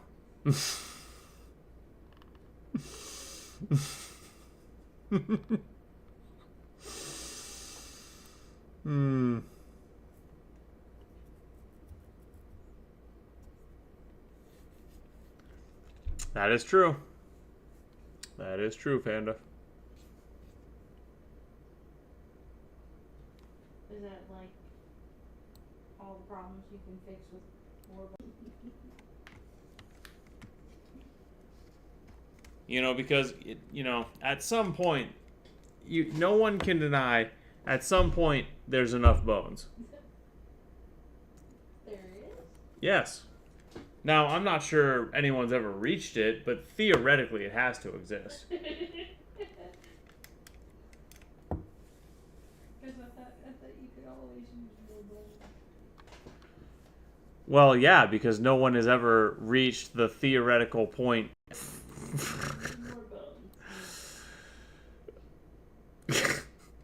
I just love that we get into these tangents, and people on stream are probably like, "What the fuck?"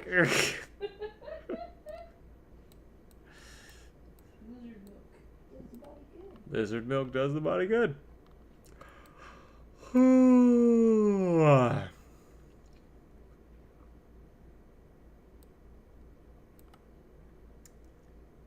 Yep.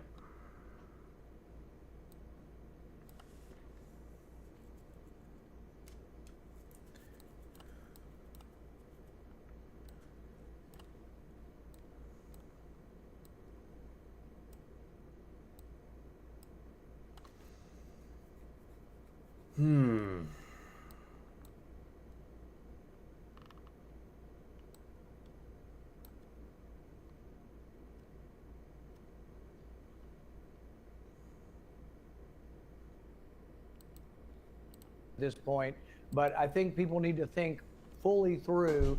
And I've said today already in the news, I've said I will not vote to send one American to Iran. I'm not sending one American soldier over there, and I will not support that. I think the last time Congress actually declared war was World War II. Was that correct? Yeah, it's been a while. Yep. And well, the interesting thing about it is Congress is fairly unified when we are attacked. When we were attacked in World War II, Congress voted nearly unanimously for that war. And when we were attacked, we didn't do a declaration after 9/11, but when we were attacked, George Bush did come to Congress and ask for a vote, and the vote was nearly unanimous once again. So I think we are unified, and we will fight when attacked and in self-defense. But that's different than a preemptive war, a preventative war, because you could use that context for anything. You could say, well, any country is has nuclear enrichment, they're going to develop a bomb. We could have done that when Pakistan developed a bomb. We could have said, if you develop a bomb, we will bomb you. We could have done it to. Thank you very much. More pressing matter.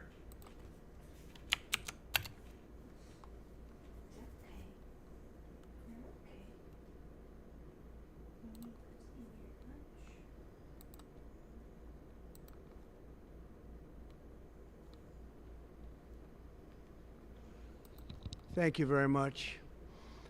A short time ago, the U.S. military carried out massive precision strikes on the 3 key nuclear facilities in the Iranian regime: Fordow, Natanz, and Esfahan.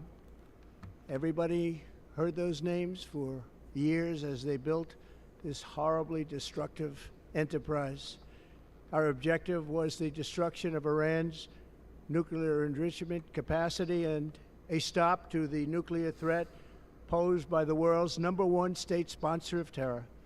Tonight, I can report to the world that the strikes were a spectacular military success.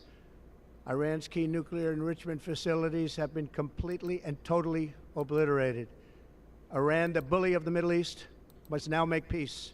If they do not, future attacks will be far greater and a lot easier. For 40 years, Iran has been saying death to America, death to Israel. They have been killing our people, blowing off their arms, blowing off their legs with roadside bombs. That was their specialty. We lost over 1,000 people, and hundreds of thousands throughout the Middle East and around the world have died as a direct result of their hate. In particular, so many were killed by their general, Qasem Soleimani. I decided a long time ago that I would not let this happen. It will not continue. I want to thank and congratulate Prime Minister Bibi Netanyahu. We worked as a team like perhaps no team has ever worked before. And we've gone a long way to erasing this horrible threat to Israel. I want to thank the Israeli military for the wonderful job they've done. And most importantly, I want to congratulate the great American patriots who flew those magnificent machines tonight, and all of the United States military on an operation the likes of which the world has not seen in many, many decades. Hopefully, we will no longer need their services in this capacity. I hope that's so. I also want to congratulate the chairman of the Joint Chiefs of Staff, General Dan Raisin Kane, spectacular general, and all of the brilliant military minds involved in this attack. With all of that being said, this cannot continue. There will be either peace or there will be tragedy for Iran far greater than we have witnessed over the last 8 days. Remember, there are many targets left. Tonight's was the most difficult of them all, by far, and perhaps the most lethal. But if peace does not come quickly, we will go after those other targets with precision, speed, and skill. Most of them can be taken out in a matter of minutes. There's no military in the world that could have done what we did tonight, not even close. There has never been a military that could do what took place just a little while ago. Tomorrow, General Kane, Secretary of Defense, Pete Hegseth will have a press conference at 8 a.m. at the Pentagon. And I want to just thank everybody, and in particular, God. I want to just say we love you, God, and we love our great military. Protect them. God bless the Middle East. God bless Israel, and God bless America. Thank you very much. Thank you. American empiricism.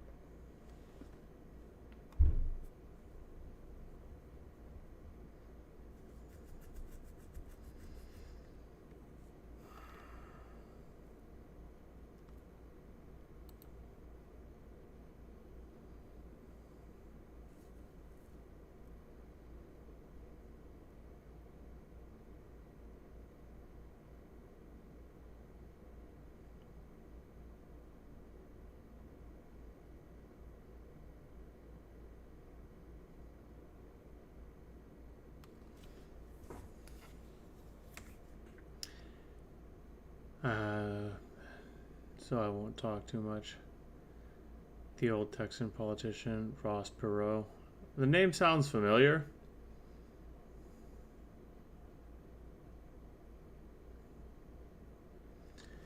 I don't know anything about him. I remember the name has popped up in my life, but I don't know anything about him really.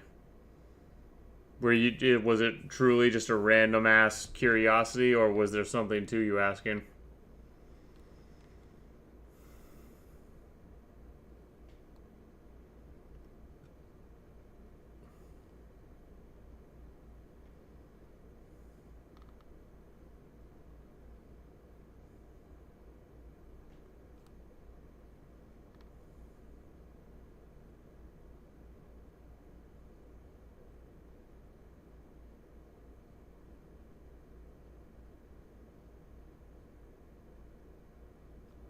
Hmm.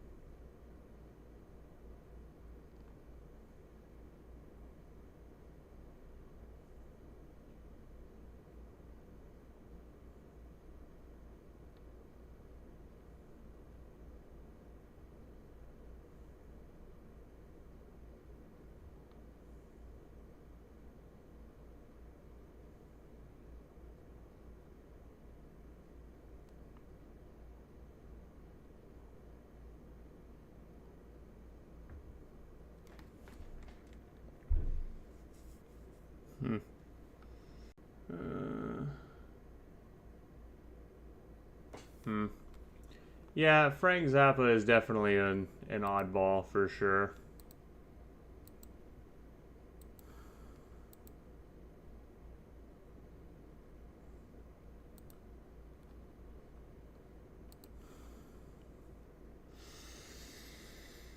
Man.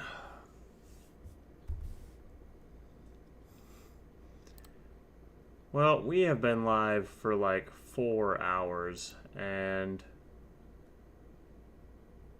I'm kind of drained, as I mentioned today. Hey, Meatball's live.